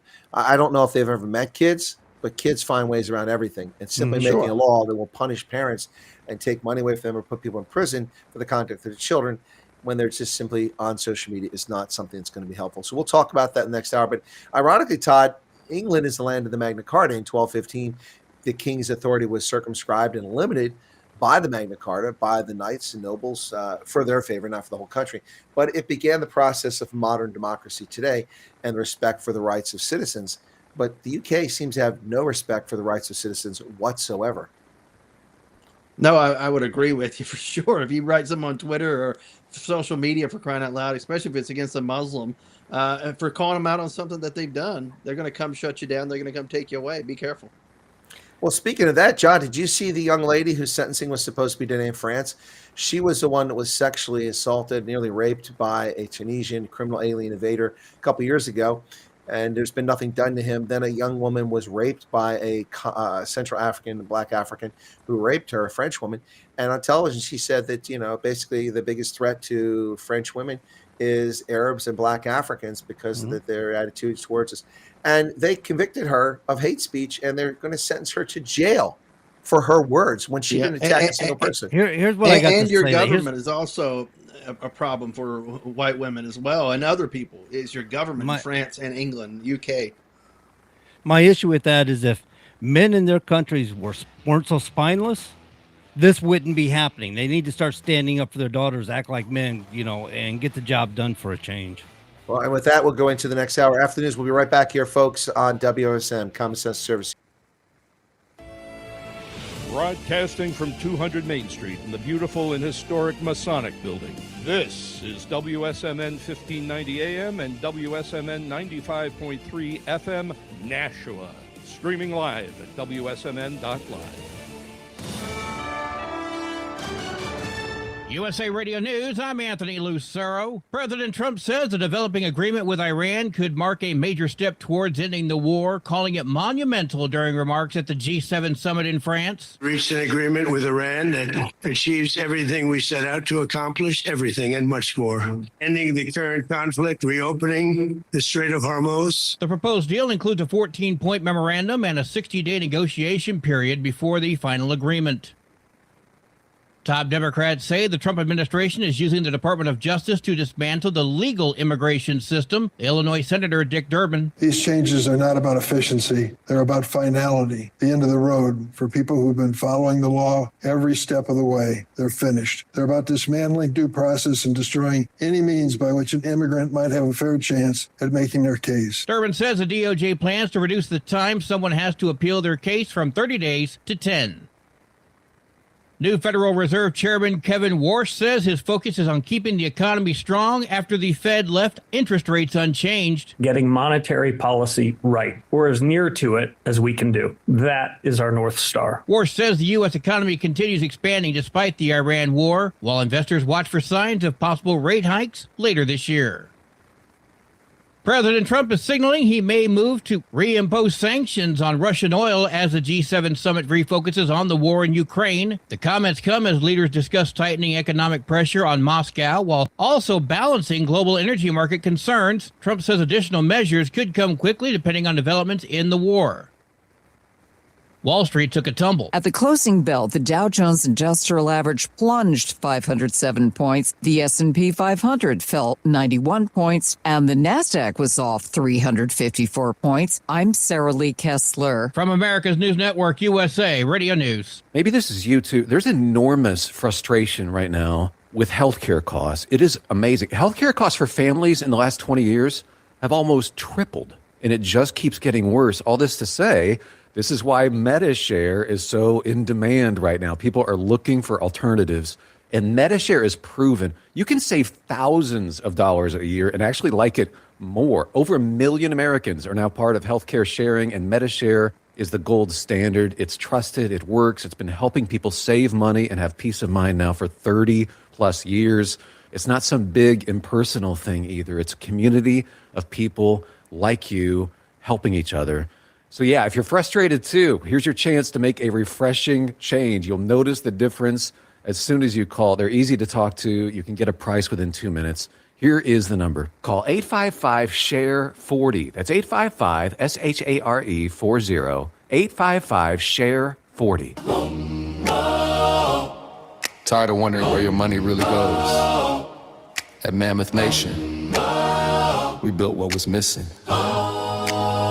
The America First Marketplace. Every brand we feature is 100% American owned and operated. Rigorously vetted for their values and committed to supporting our Constitution, law enforcement, and the American dream. When you shop with us, your dollar stays in the neighborhood, supporting families, veterans, and charities like Folds of Honor. No more sending your hard-earned money overseas to the companies that don't respect you here. Your dollar reflects your values. Your dollar, your values, your America. Join Mammoth Nation today and be part of building a patriot economy by going to TruckersUnitedForFreedom.com affiliate page and hit that link. American built, America strong. Mammoth Nation. NH.com. I look forward to hearing from you. And remember, health is wealth. Continuing the legacy started in 1904, Roger Pellerin of Gate City Monument Incorporated continues to provide the same high-quality monument, custom headstone, and stoneworking craftsmanship today that they built their reputation on over 100 years ago, servicing Nashua, New Hampshire, as well as nearby areas in Massachusetts, such as Lowell, Billerica, Chelmsford, and beyond. From creating custom monuments to memorialize, to landscaping and granite work or restorative services, each job is done to your satisfaction and is backed by decades of experience and integrity. If you're thinking about stonework, think Roger Pellerin of Gate City Monument. Visit online at gatecitymonument.com. Stop by and meet Roger at 321 West Hollis Street in Nashua, or call 603-883-7141. That's 603-883-7141. Gate City Monument, memorials of distinction for people who care. Gate City Monument. Welcome back, folks. It's the second hour of the Common Sense Conservatives right here on June 17th, 2026. My co-host in Eastern Tennessee, Todd McKinley, and in the studio back in Nashua, New Hampshire, John Grosvenor. John, I'm still planning on coming up there next Wednesday, but I may have to shift. I'll let you know if that's the case. But as it sits now, the plan is I'll join you in the studio next Wednesday. It might wind up being the week after the way things are going, but I'll let you know. All right. Whenever you get here, you know how it goes. I mean, just make sure you make a little time so you can visit with us some, or go out for dinner with the wife and I. Or I know you might be busy, but I'm happy to let you buy me dinner. I have no problem with that. Okay. All right. As long as it's not Arby's or McDonald's, Well, okay. Wendy's it is. Okay, Wendy's. Yeah, right. Wendy's, I love the classic. Oh my goodness. Okay, we were talking at the end of the last hour when we got interrupted by the news there, that the United Kingdom is censoring 16-year-olds, banning them from social media. Australia set the precedent for this. These are the actions of a totalitarian fascist country. Todd, I recently saw a graphic which illustrated the number of people who are currently in prison around the world in different countries for their social media comments. The United Kingdom has over 12,000 people in prison for saying something on social media. The next highest country, I think, is China with about 146 people. I mean, is this even something you can imagine there, Todd? It's insane. Yeah, China with nearly 1 billion people, roughly, let's just call it. 146 people in prison, and it's a communist nation. You would think that they would have like 146,000 people, not 146 people. The numbers are upside down there. Well, I mean, the United Kingdom. I mean, this is a fascist country. I mean, let's not pretend just because it's majority, European origin. It's a fascist country, John. I mean, these people are silencing speech. They're afraid of it. If you rule legitimately, you don't fear speech. I mean, if people slander or defame you, or you can go after them. I mean, if that's legit, but you shouldn't fear criticism. People who fear criticism are not legitimate. That means you're ruling illegitimate because you fear that the truth will get out and will undermine your grip on power, John. I mean, that's pretty sad. Mm-hmm. No, slander. Yeah, you can go after them if they're causing you harm, like financial harm or something like reputational harm and things like that are detrimental to you. You can definitely bring up cases against people like that here in the United States for sure. But don't think it's not going to happen here. I mean, we've seen it with under Joe Biden. They did censor us. They did work with social media platforms to censor us. There's a difference. They'll never get away with passing a law here, so they'll do it sneakily and underhandedly. Fortunately, we got somebody like Trump who says, "Oh no, I'll create Truth Social, make sure that people do have freedom of speech somewhere." And then you got Rumble's another good one. They let people get away with a lot of Rumble. They're very, very what's the word? I can't use liberated. But also good business sense too to set up these alternative platforms other than just Twitter. Well, Twitter, of course, remains a cesspool, although it was a cesspool with the exclusive domain of leftists who used it to attack anyone that wasn't far left. And now everyone just gets attacked on Twitter. So it's an equal opportunity offender now. That's what Twitter is, or X. Excuse me. I don't know what a Twitter is. I know what an X platform is, but I don't know what a Twitter is anymore. Well, X is a current platform. Yeah. Not an X platform. Twitter's I know Twitter's still recognized, but it drives me nuts because it always did. I thought little birdie and tweeting and Twitter but I like calling it X. But I think people get lost on this too. The perspective we've talked about many times. These are private corporations, and they can deign to pick the standards they want and have what's on their platform, as long as they don't break the agreement between you, which is what YouTube and these companies did during the COVID scam. Is they broke the covenant, the agreement between the user or the consumer and the company by them doing what they wanted at will, at the collusion, coercion, or cajoling of the federal government, which was a violation of the First Amendment of the Constitution. Mm-hmm. But to be fair, there are private organizations. They can set standards, and you can abide by them, or you don't have to be part of it. The real thing, and then a lot of people are upset about their free speech being censored, and they're right; they were being censored. But the issue there is it doesn't matter if a company censors you. That's their prerogative. It does matter if they've done it at the behest of a federal official. That's a violation of the Right. Constitution. And Right. that's what they did. That's what you were told by going around the Constitution. That's what they did. And so I always told people, I said, YouTube can say what they want. The problem is I didn't break the rules. And if I was Elon Musk, I would have sued them into oblivion, but I don't have millions of dollars to sit around and sue them because they broke the rules, not me, by silencing me. And they did it at the behest of the likes of, Dr. Fauci, the fraud, and Blixen and all these other losers in that corrupt administration. So you're right about that, John. It can happen here, and it has happened here. We've had happen in the past. We've had people censored during the Second World War. We had censors read the mail of soldiers in the field. I mean, that's just unbelievable, but they did it.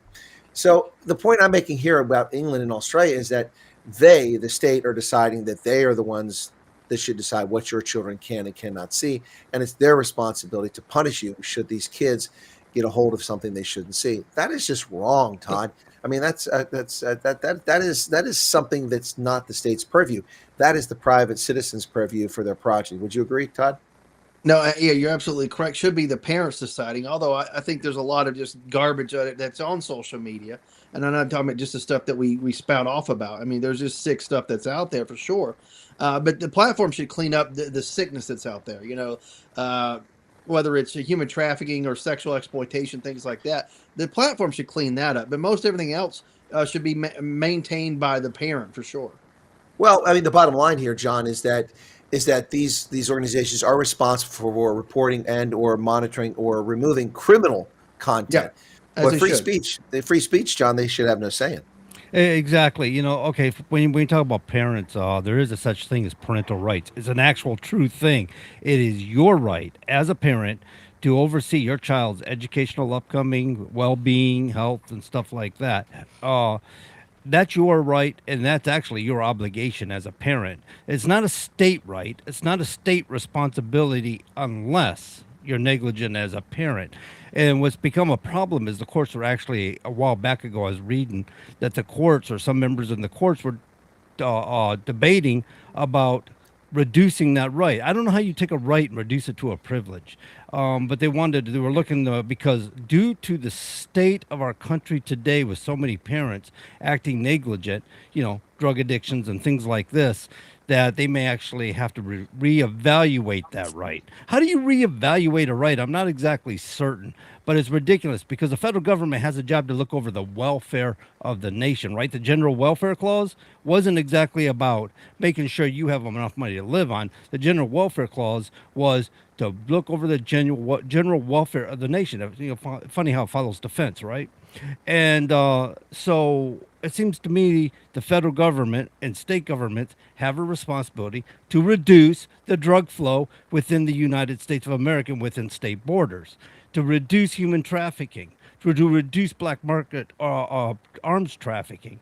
And they fail at this time and time again, but yet they want to blame the parents. They want to blame the people that are having drug addictions when it's their policies overall, directly or indirectly, doesn't matter. Their policies lead up to drug addiction, like prescribing addictive pills in hospitals and stuff without some sort of plan about weaning people off these addictive pills. They pretty much just say, you're done. You no longer get this medicine. You don't no longer get that medicine. It was highly addictive, and now they're trying to compensate by getting drugs on the streets.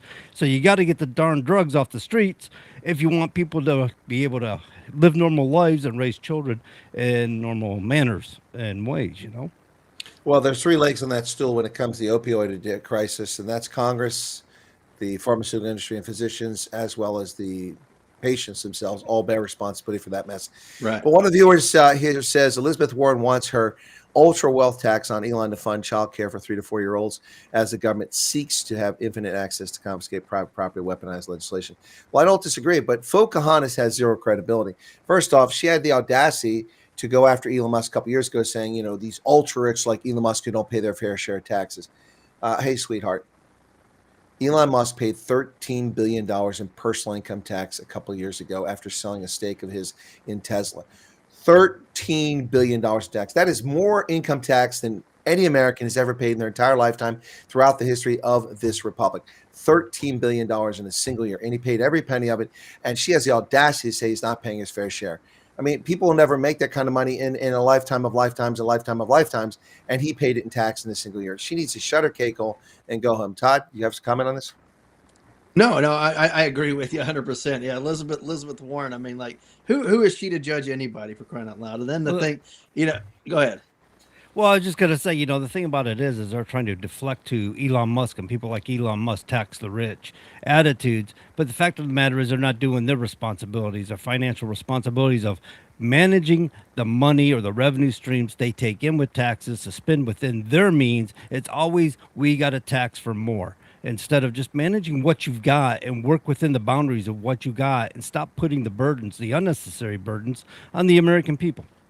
Well, in addition to this, what they lose sight of here is that they hate the rich. Of course, she is rich and is loaded because she's a grifter, and same with Bernie Sanders. But what they lose sight of here is Elon Musk and his initiative created wealth so that 4,400 current and former employees are now millionaires instantaneously because of their investment and their commitment to this company, which is in a phenomenal venture. So these are hateful people. They should never be in government. We should just send them to mental institutions where they would drive those people nuts. But think about that. Those 4,400 people who, come out of college or military, whatever, got these jobs with SpaceX in its infancy, bought into it, right? We're buying shares as they went along. All of a sudden they became instantaneous millionaires. These are people who work for a living, 9-to-5ers, if you will, career personnel, and all of a sudden they're being rewarded because this thing goes public, and they're getting their dividends, they're getting the shares. Are they all of a sudden evil people who need to pay their fair share under Elizabeth Warren's issue and her edict, if you will? Are they the vilest, worst people ever because they're millionaires now? They better pay their fair share.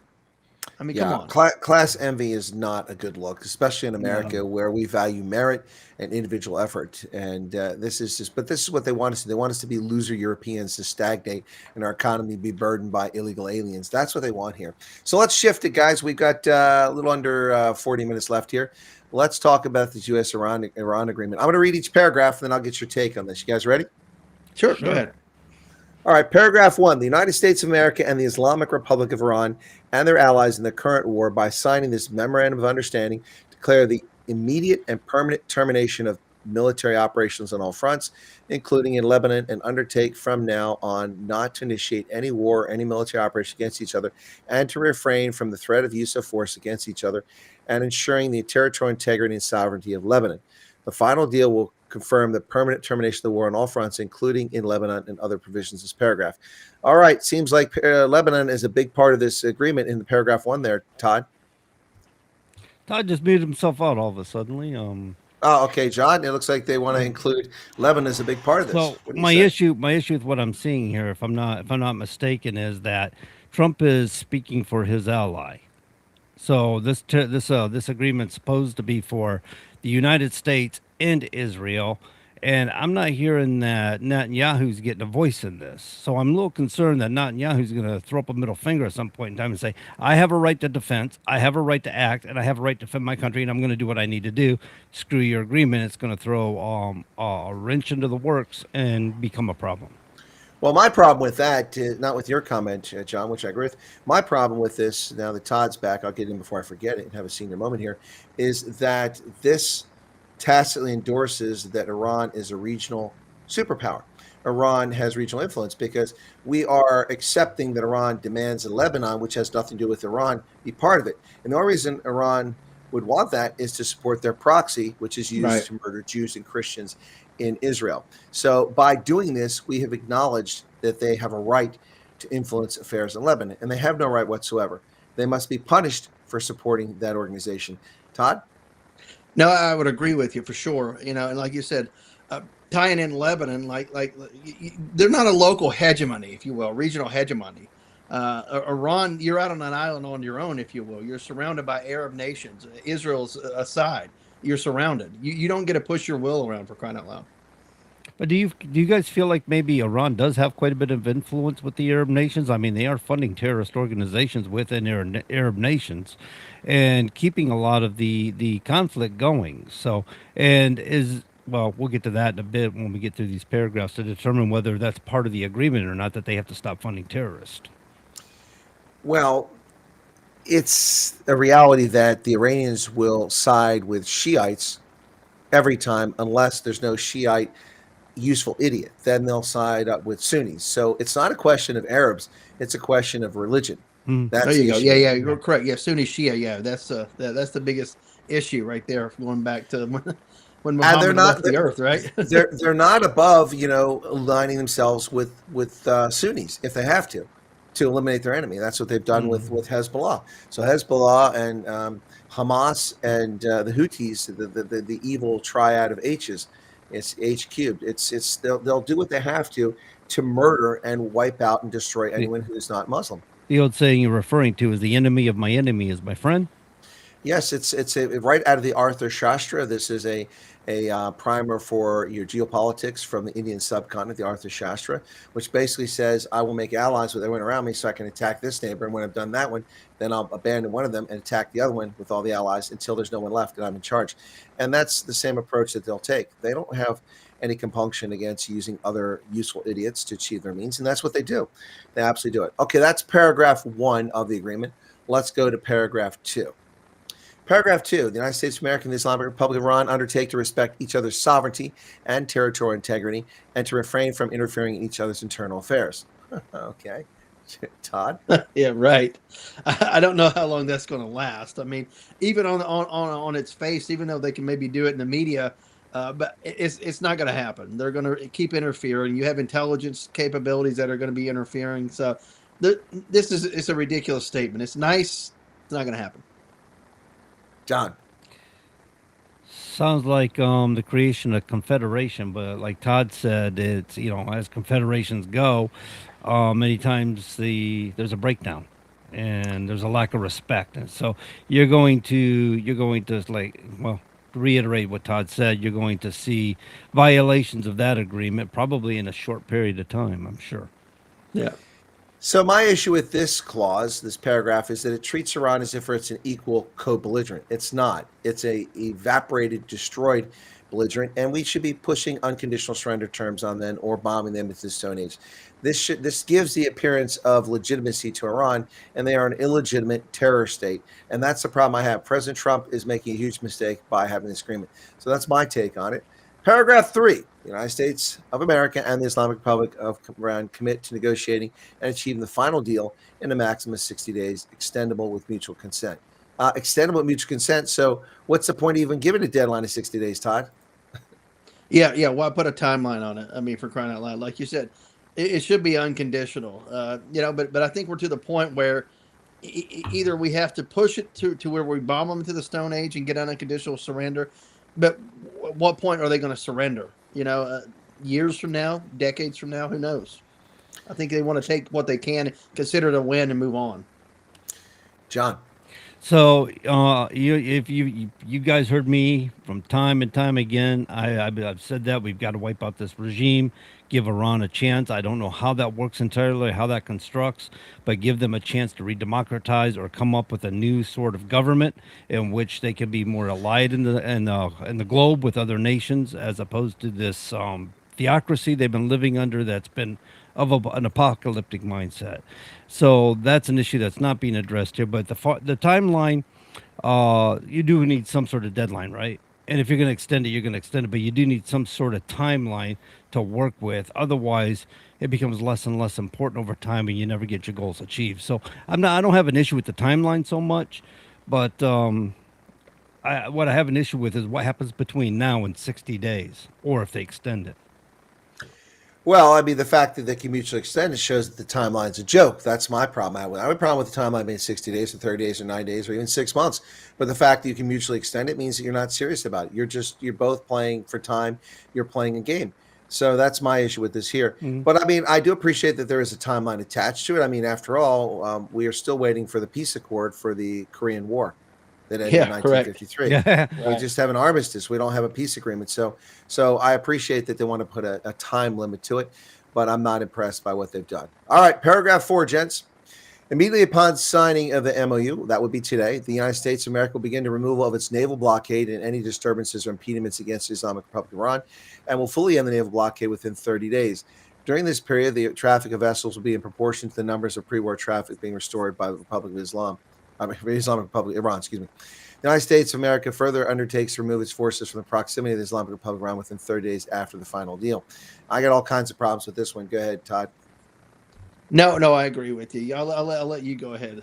All right. Well, before John jumps in, the first thing is that we'll end the naval blockade within 30 days.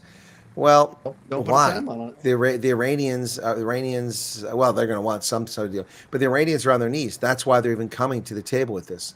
The naval blockade is clearly what has caused them the pain. Also, the number of vessels will be proportional to the numbers. So Iran is saying we can't have more ships coming in. Who are they to say that? And then the United States will remove its forces from proximity. What's the proximity? Jordan, Bahrain, the Arabian Gulf. What is proximity? So this is going to be a point of debate and confusion going forward, and an excuse for Iran to break the ceasefire because your troops in UAE are too close. That's within the proximity. John, thoughts?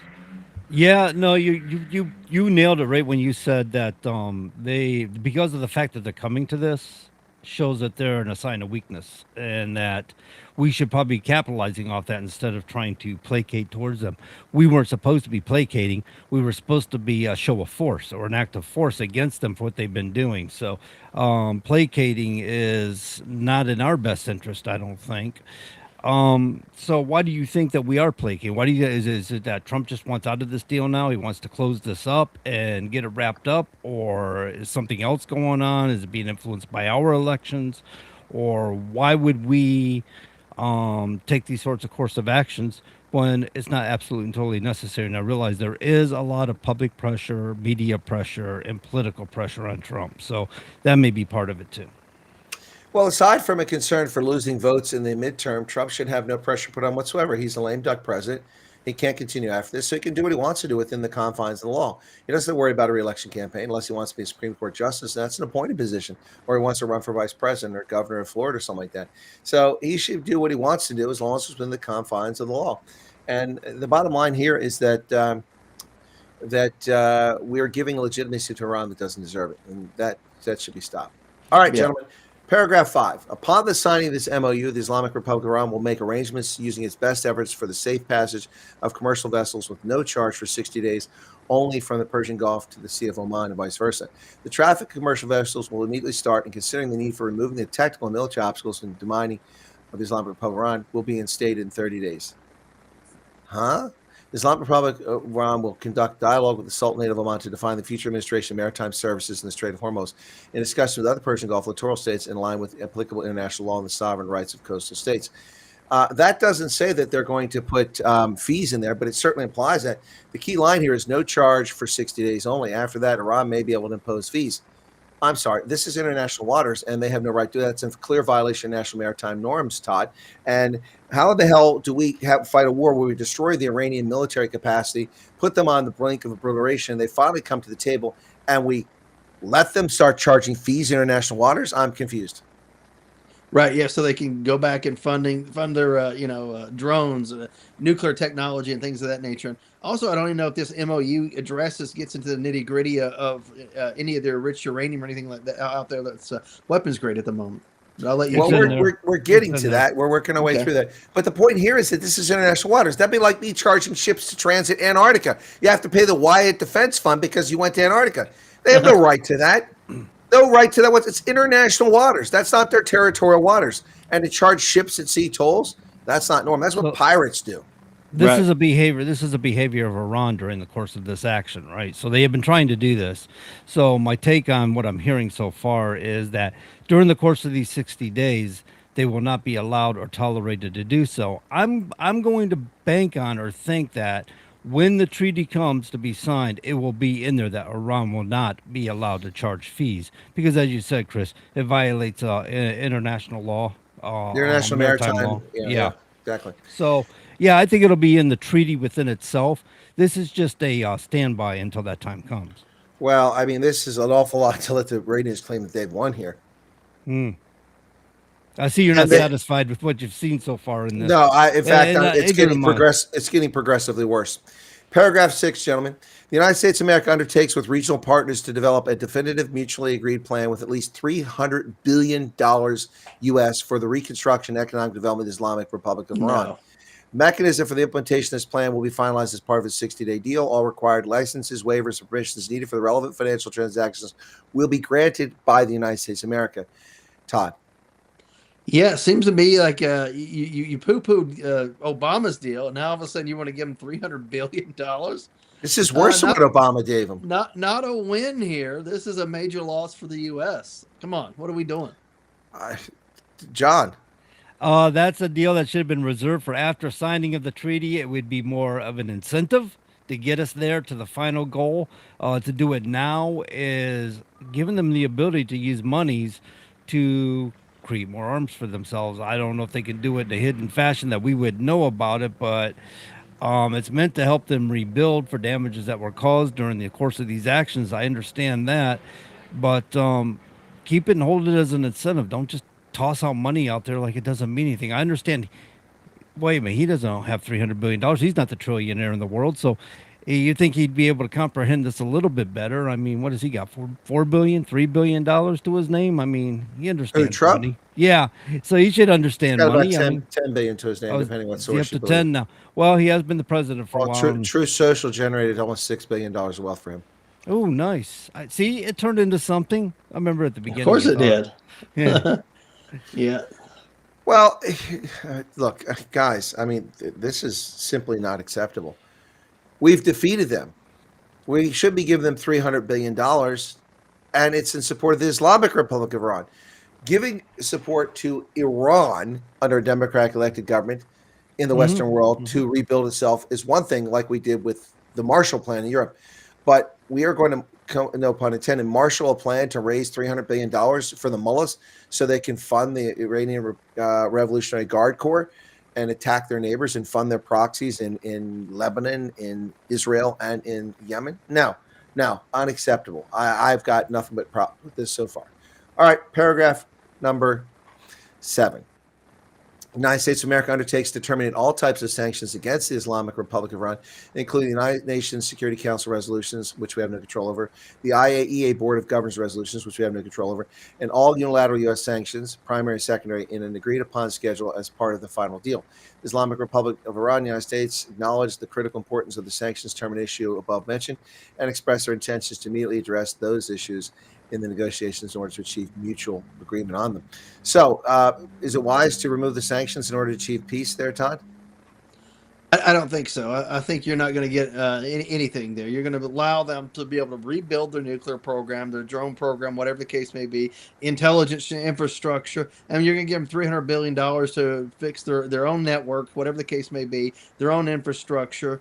Be able to put more restrictions on their own people. They killed 40-some thousand recently, right, in the past couple months whenever they were protesting. It's going to embolden them to be able to, basically just destroy their people as they see fit. And we're not going to have a leg to stand on. We're not going to be able to say, hey, to the people of Iran, hey, hold out. We're going to be right there with you. We've tried that before. Red line in Obama's time.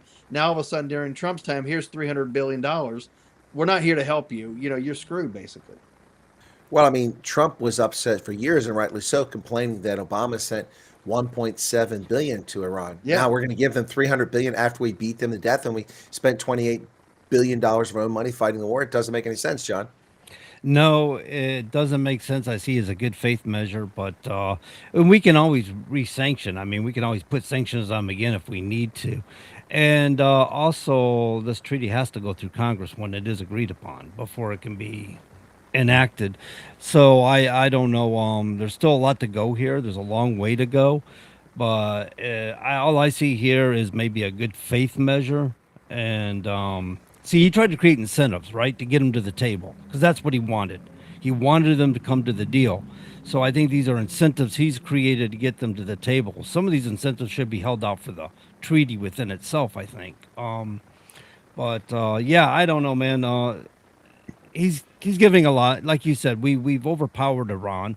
I think we should have held out for more. We're selling ourselves short, Chris. That's basically what you're saying, and I agree. We're selling ourselves short with this MOU. I think he's selling the 13 dead soldiers, sailors, Marines, and airmen down the river. Yeah, I think so. This is ridiculous. So again, we said we would hold the president accountable. I think we're holding him accountable tonight. None of us really agree with this framework so far. All right, Paragraph 8. The Islamic Republic of Iran reaffirms that it shall not procure or develop nuclear weapons. Okay, our first win.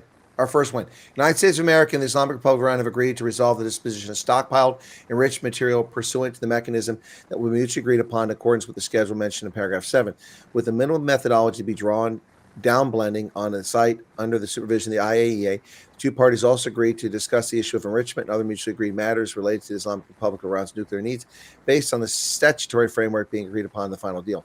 The final deal will confirm the provisions of this paragraph. The United States of America and the Islamic Republic of Iran acknowledge the critical importance of the nuclear issues mentioned above and express their intention to immediately address these issues in negotiation in order to achieve mutual agreement on.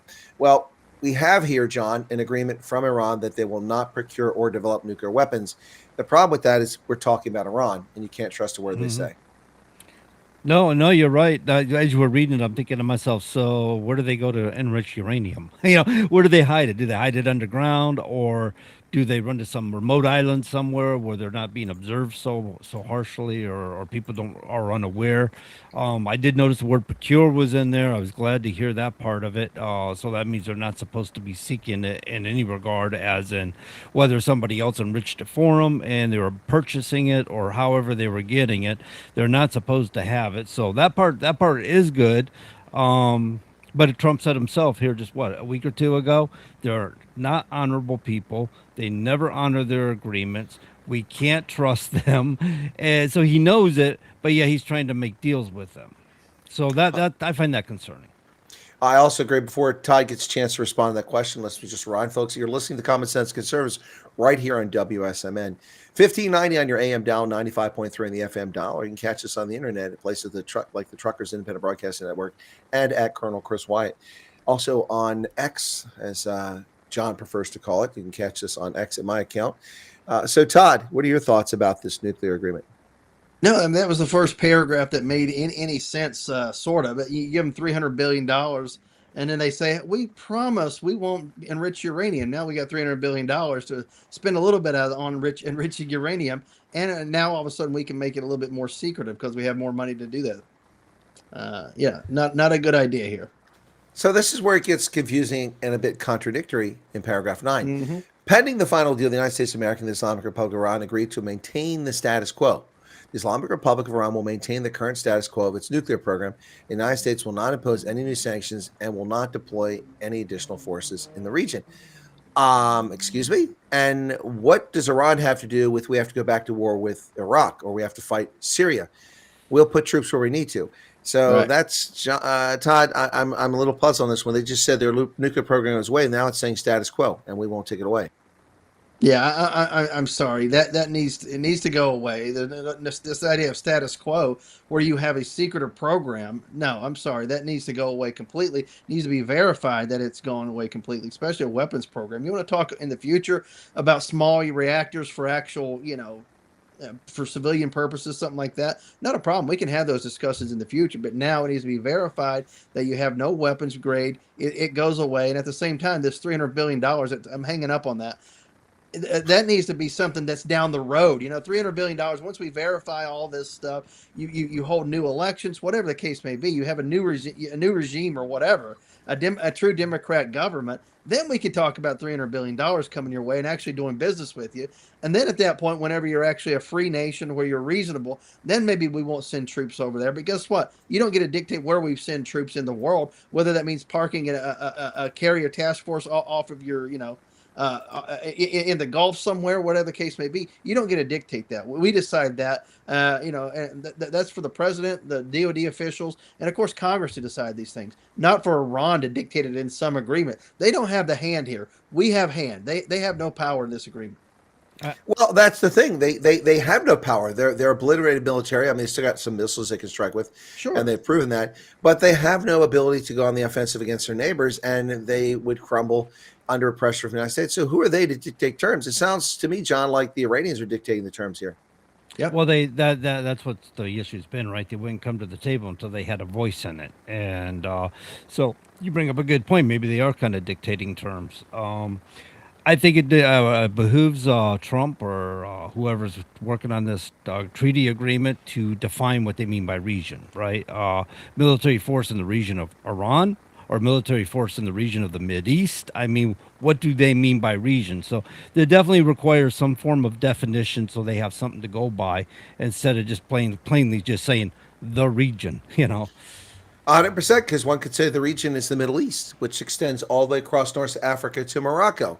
Right. We send troops there every year in exercise. We send troops to Tunisia in exercise. We do exercises in the Sinai with the Egyptians. We have peacekeeping forces in the Sinai. Yeah, they're crazy. By the way, before I forget, for those who are curious, Indo-PACOM is out. It's once again what it was for 7 decades. Pacific Command. PACOM is back. Well, good. It's just Smart. taken care of. Yeah. I never changed my. I called it PACOM the entire time, which is good. It's back. Yeah. Well, the Indo-PACOM nonsense is out. Okay. Paragraph 10. The United States of America undertakes that immediately upon the signing of the MOU and until the termination of sanctions, the U.S. Department of Treasury will issue waivers for the export of Iranian crude oil, petroleum products, and derivatives, and all associated services, including banking transactions, insurances, transportation, and etc. All right, John. Any thoughts on that? Oh, it sounds to me like they're issuing waivers as in what, for fees and stuff, so they don't have to pay tariffs or fees, or what are we talking about when they say waivers? No. The waivers are okay. So we've sanctioned their oil shipments and sanctioned those who buy their oil. So they want anything associated with takeaway. We're also blocking maritime insurance and transportation insurance and lots of things like that. And we block them using banking transactions. They want that all lifted so they can sell their oil. That's the bottom line. Oh, okay. I got you now. I'm more clear on it. So, yeah, I don't know. That seems to me, it seems if you're going to open up commerce again for Iran, you got to open up commerce for Iran. So it makes sense that it would be part of the deal. Again, to Todd's point, you're enriching them because they're going to sell oil again. And it should help to bring the global markets down as far as getting Iranian oil back into the markets. But at the same time, they're going to be profiting heavy off it when we're still trying to make deals. And so where's that going to drive them once they start creating wealth again for Iran? What's going to drive their mindset in this negotiations? Is it going to, as you said, Chris, is it going to push it off further and further because now they're getting more comfortable and they feel like they're in a good place and that we're just never going to go back on it? Is this going to be pushed off until Trump is out of office and we're dealing with another president and he's picking up a mess? I mean, who knows now? Todd, any thoughts on this one? Yeah, I think it shouldn't be. It shouldn't be like a Band-Aid. It should be little by little. Little goalposts. You reach this point, you've done this. We lift this sanction. We give you a little bit more. Don't give the $300 billion all at once. Give little by little. If you meet certain things, you'll get a little carrot and stick, if you will. I think that's the way we should approach it because we want them to bring them into the global market, if you will. We want them to be a peaceful nation. This is kind of a way I think we could do it. If you give it to them all at once, they're going to be like a greedy kid in a candy store. Hey, we got what we want. We don't have to do anything. We don't have to live up to our end of the bargain. Yeah, I hear you on that one. So paragraph 11 of 14, the United States of America undertakes to make fully available for use the frozen or restricted funds and assets of the Islamic Republic of Iran upon the implementation of this MOU. United States of America and Islamic Republic of Iran will mutually agree on the procedures related to the release of these funds during the negotiations. Such funds, whether retained in the original account or transferred, shall be made fully usable for payment to any ultimate beneficiary designated by the Central Bank of the Islamic Republic of Iran. The United States undertakes to issue all necessary licenses and authorizations accordingly. Before either of you answer, we're talking about $24 billion in frozen assets that we're going to release to Iran, a terror state that funds Hamas, the Houthis, and Hezbollah. John, does this one sound like a brilliant achievement here, given the fact that Trump moaned extensively about Barry Obama giving $1.7 billion. Now he wants a $300 billion reconstruction fund to benefit the mullahs, and he's going to let them have access to $24 billion. John, thoughts on that? So, to my understanding, the $24 billion is Iran's money rightfully, but it was withheld against them during sanctions. So we're giving them $324 billion of the access of to $324 billion in total now, as we're getting further along into this. And that goes right to Todd's point earlier about what are they going to use this money for? How's this money going to go? Is it just about nation building, or is it going to be used nefariously? I feel kind of concerned that we're just giving up too, as Todd was saying, too much too fast. Well, it's not just too much too fast. It's whether it's the money that belongs to Iran or not. It's not the mullah's money. It's the people of Iran, or it's the Shah of Iran's. And after Trump went on forever about 1.7 billion by Obama, this dwarfs that amount. That's more than 12, 15 times the amount, or roughly 15 times the amount of what Obama gave them. It's sickening, Todd. No, it absolutely is. He talked a big game about no more wars and all this stuff. You're going to fund a nation who's going to be able to have regional war for the next decades if they want it. I mean, you just done that with all this money you're going to give to them. They can fund wars for decades. Well, I would argue, and I think fairly, that Trump didn't say no more wars. He said no more endless wars. But by making this agreement, he is setting the stage for an endless war being prosecuted and executed by Iran against other neighbors and against the world with terrorism. So that's pretty frightening. He's done exactly what he said he was against. All right, paragraph 12. We're getting towards the end here. The United States of America and the Islamic Republic of Iran agree that an executive mechanism will be established to monitor the successful implementation of this MOU and the future compliance of the final deal. Now, that sounds reasonable, Todd. No, that's good. I don't have a major issue there. I don't think it's too short of a statement for me to work up a major issue. Sorry. Well, I mean, it's basically saying that someone has to oversee this to make sure both parties are doing it. I mean, John, thoughts? Yeah, no, I was thinking that earlier. I mean, what's going to hold them responsible to it? And what you're talking about is possibly treaty within the United Nations or something where they can have inspectors go in. And quite often, most countries or all countries, as a rule, as far as I know, allow UN inspectors to come in and inspect their nuclear sites and things like that. So they need to be a global player if they're going to act like a global player. So, and held accountable accordingly. So this is kind of vague language, and I think we'll see more in it when the treaty comes out to make determinations on how they plan on moving forward with this. I think you're 100% correct. All right, folks, bear with us. We're almost there. 2 more paragraphs in this agreement. I think I timed it almost perfectly for the rest of the hour here, it looks like. After signing this MOU and subject to the beginning of the implementation of paragraphs 1, 4, 5, 10, 11, I'm not going to read those back to you, of the MOU, and the continuing implementation of these measures, the United States of America and the Islamic Republic of Iran will start negotiations regarding the final deal exclusively on the other paragraphs. So that would be paragraph 2, 3, 6, 7, 8, 9, 12, 13, and 14. So most of the paragraphs are going to work on deals after it's signed. So basically saying once we sign this, then we're going to work on the things we have unresolved. I mean, that just seems like a no-brainer. Why do you have to have that in the deal? Todd? Yeah, it just seems like it's a no-brainer, like you said, to the point. But a lot of these provisions in there, he went after Obama and all his deal, and now all of a sudden you're just giving away everything to this regime, for crying out loud, and you're going to tout it as some grand victory. Or if it backfires, I'm just wondering if he's just going to throw JD under the bus here. I'm just curious. I think we should just send an air wing of C-17 Global Masters loaded up with Lamborghinis and Bentleys and just deliver it to the mullahs. I mean, we're giving them everything except the kitchen sink, Todd. Yeah, I think you're right, 100% on this. And we've gained nothing out of it, No. Why do we lose? Why are 13 service members dead? Why are civilians dead? Why has so much damage been done in the Middle East? Why aren't we just burying these people and putting them in a hole? I mean, John, thoughts? Well, I'm just kind of wondering where the clause is that they're going to start reimbursing us for the cost of having to go to take an action against them. I'm going, wait a minute, where's our regaining of our lost funds and stuff? Because they brought us to this position. We had to exert ourselves and spend a great deal of money, and now we need to restock on armaments that we spent. And so I think maybe we're giving, as you said, Chris, we're giving too much away, and we're not getting anything in return as far as getting reimbursed for our cost of doing business. The only thing I see, John, that we're getting, we want out of this deal is the abandonment of the nuclear program. But then the next paragraph says that they maintain the status quo with the nuclear program. So they conflict each other. Well, no. I mean, there are two different things, right? We're talking about our enriching uranium for armaments as opposed to using nuclear energy for electricity and things like that. They have been arguing that's what they're doing all along, and we've caught them enriching uranium. So you can't trust them. So I think I still think they're in conflict. All right, gents, final paragraph. And this is the shortest one. The final deal, paragraph 14, will be endorsed by a binding United Nations Security Council resolution. Todd?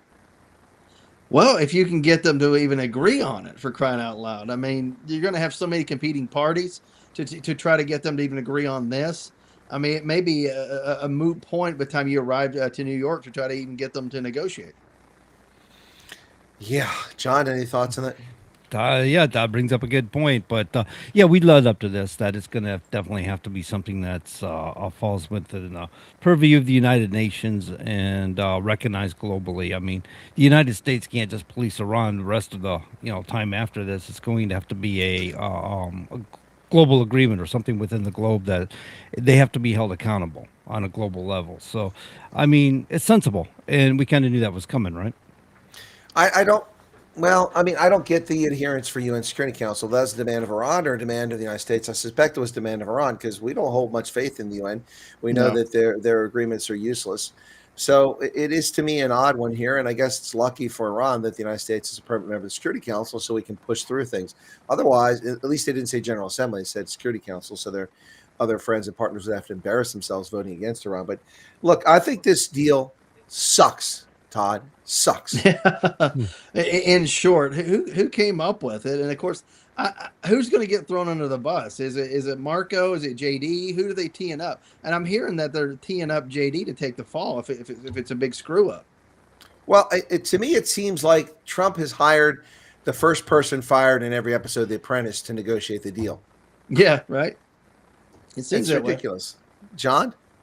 No, I'm in agreement, Chris. I'm not overly thrilled about it. Like I said, I've stood my ground that we just need to finish what we started with Iran and give them a chance for a clean slate, new form of government, and start over and build a better Iran. Because I'm not sure we're going to see that. I feel confident we're not going to see that. What we're going to see, and I've said this before, and I think you guys agreed with me.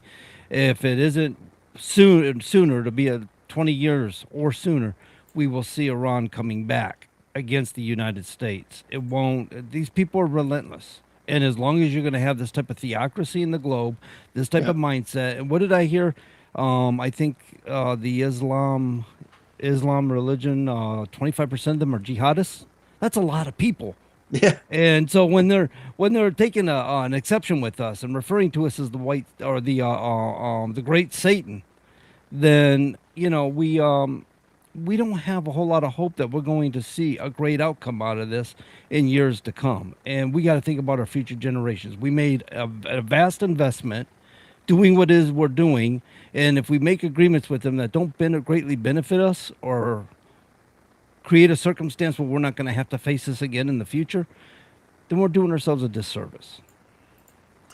Well, guys, it's apropos that we talked about this in this hour because as we were on air, the media has begun writing about this and commenting on it. And the Guardian, leftist rag or tabloid, as I would call it, from the UK, says top Republican decries Trump's Iran deal. Now, that's pretty scary that a top Republican, Reagan is rolling over in his grave. Of course, the top Republican is Senator Bill Cassidy, who got shellacked and is on his way out. He called it the worst foreign policy blunder in decades, while others in the party are skeptical over the deal. A handful of Senate Republicans have sharply criticized the agreement reached with Iran, accusing the administration of committing the worst foreign policy blunder in decades. The Trump administration released the text of the interim deal between Washington and Tehran to end the 110-day conflict, framing it as a major win for the U.S., even as the 14-point accord made significant political and financial concessions to Iran to reopen the Strait of Hormuz and prevent a worldwide depression. Reagan is rolling over in his grave, is what Cassidy said on X. Iran's nuclear ambitions are not curbed, and they have learned that threatening the Strait of Hormuz works and will undoubtedly leverage it in the future. Now Iran gets to build brand new infrastructure under this deal. Yeah, guys, I mean, look, I'm not a fan of Bill Cassidy. I think he's a toad, but he's not wrong here, Todd. No, I think he's probably spot on for sure. They need massive regime change, and it's going to be up to the people of Iran to want it. And we can't force it. And at the same time, giving money to the mullahs like we're going to do, there's not going to be regime change anytime soon unless there's a massive civil war there. And we know that the government, the Islamic Republic Guard or whatever they call them, right, the IRGC, they have no problem killing their own people. Oh, they killed 30,000 of them just earlier this year. I heard another radio show coming into this show tonight, and she was bringing up the idea, why aren't we asking for the disarmament of Iran? Why can't we do that? I mean, didn't we do that to Japan? Why can't we do that, And you don't hear anything about this in this deal. I mean, yeah, a sovereign nation has a right to defend itself, but not when it's already shown its abuses in the globe. They got to earn that right. Iran's not going to surrender. They're not going to give in to unconditional surrender. It's just not going to happen. Well, because we didn't take it to the limit, right? We now we're cutting ourselves short. Well, this is it just stinks, guys. It just sucks. It sucks buttermilk. I'm not happy about this at all. Trump saying it's averting a global depression. That's nonsense too. The United States economy is growing in the midst of this. He said we're going to bomb the hell out of them if they violate the agreement. Well, President Trump has zero credibility on that issue now. Right. Zero Yeah, he credibility. can't. I mean, Yeah. we look, all this talk about the Republican Party being divided and people not supporting Trump. Well, I think most of us are still with the president because we know that Iran started this war in 1979 until we just saw this agreement. I suspect an awful lot of people are going to break ranks over this agreement. I know I'm one of them. Yep. Right there with you. I kind of thought that maybe part of going into Venezuela was getting sanctions out of Venezuela, getting the oil back into the market at normal rates. So China wasn't getting it so cheap. So Russia wasn't benefiting off that cheap oil. And I kind of feel like Trump's objective here in Iran was the same. And I think this is what this shows us, is that if he can open up Iran's market and get Iran back in the market without the sanctions, the oil rates will come back up and level the playing field in the globe. And I can't help but say it. You know what I'm saying? I can't help but say that's what I'm seeing right now. Well, what I'm seeing is capitulation in a part of the United States who won this conflict, and now we look like we lost the conflict. I cannot for a moment fathom what this means, unless it's all just a bluff for the agreement. But it's the president has lost all credibility with me when it comes to Iran, because he said a lot of stuff. Look, I mean, his bluster when he ran for office was saying, I could have solved the Ukraine-Russia thing in a day, and there'll be peace in a day when I get back. I never believed that. That's just campaign bluster. It's silly. There's no way. I know the underlying reasons for the conflict, and I've analyzed them, explained to people. I told people about this years ago, and so that was never going to end in one day, and that's just bluster. But this is on paper. This isn't bluster. This is a colossal diplomatic failure, in my view, Todd. Yeah, oh, for sure. And I don't understand. Were these the best negotiators that we had out there, or is it the fact that Iran's just, I don't know, they're so ensconced that they're not going to give up, at any turn. They just maybe want a little reprieve and maybe a little bit of money at this point, But they're not going to give up. They're not quitting. They're going to come back stronger for sure. Well, President Trump says he wants to avoid economic catastrophe. For who? For Iran? I don't care if they have an economic catastrophe in Iran. We're not going to have an economic catastrophe. The globe has been complaining, but the problem think is it's the globe that didn't get and involved, right? midterms. Well, no. I mean, other nations complained about our Yeah, efforts. sure. They said it was hurting them. It was hurting their economies, but they didn't want to step up. So you know what? Suck it up. Yeah, I think suck it up is right. And in fact, that none of them, if they'd all jumped in it from the beginning, this conflict would have ended sooner. We would have had a global coalition to take Iran down. But this doesn't serve anybody's. There's only one group of people who are benefiting from this deal: the mullahs in Iran. Todd, they benefit. I think you're right. Correct. I mean, nothing happens here other than we argue about Iran. Should we have went there or should we haven't? Is this Iran deal going to create an issue during the midterms? It's probably going to, for sure. And then the finger pointing begins anew. I go back to my prediction at the outset. I said that I would have done this war differently. I would have prosecuted in the following fashion. I would have landed Delta and SEAL teams on Karg Island to take out their security forces before the first bomb hit the ground over Iran.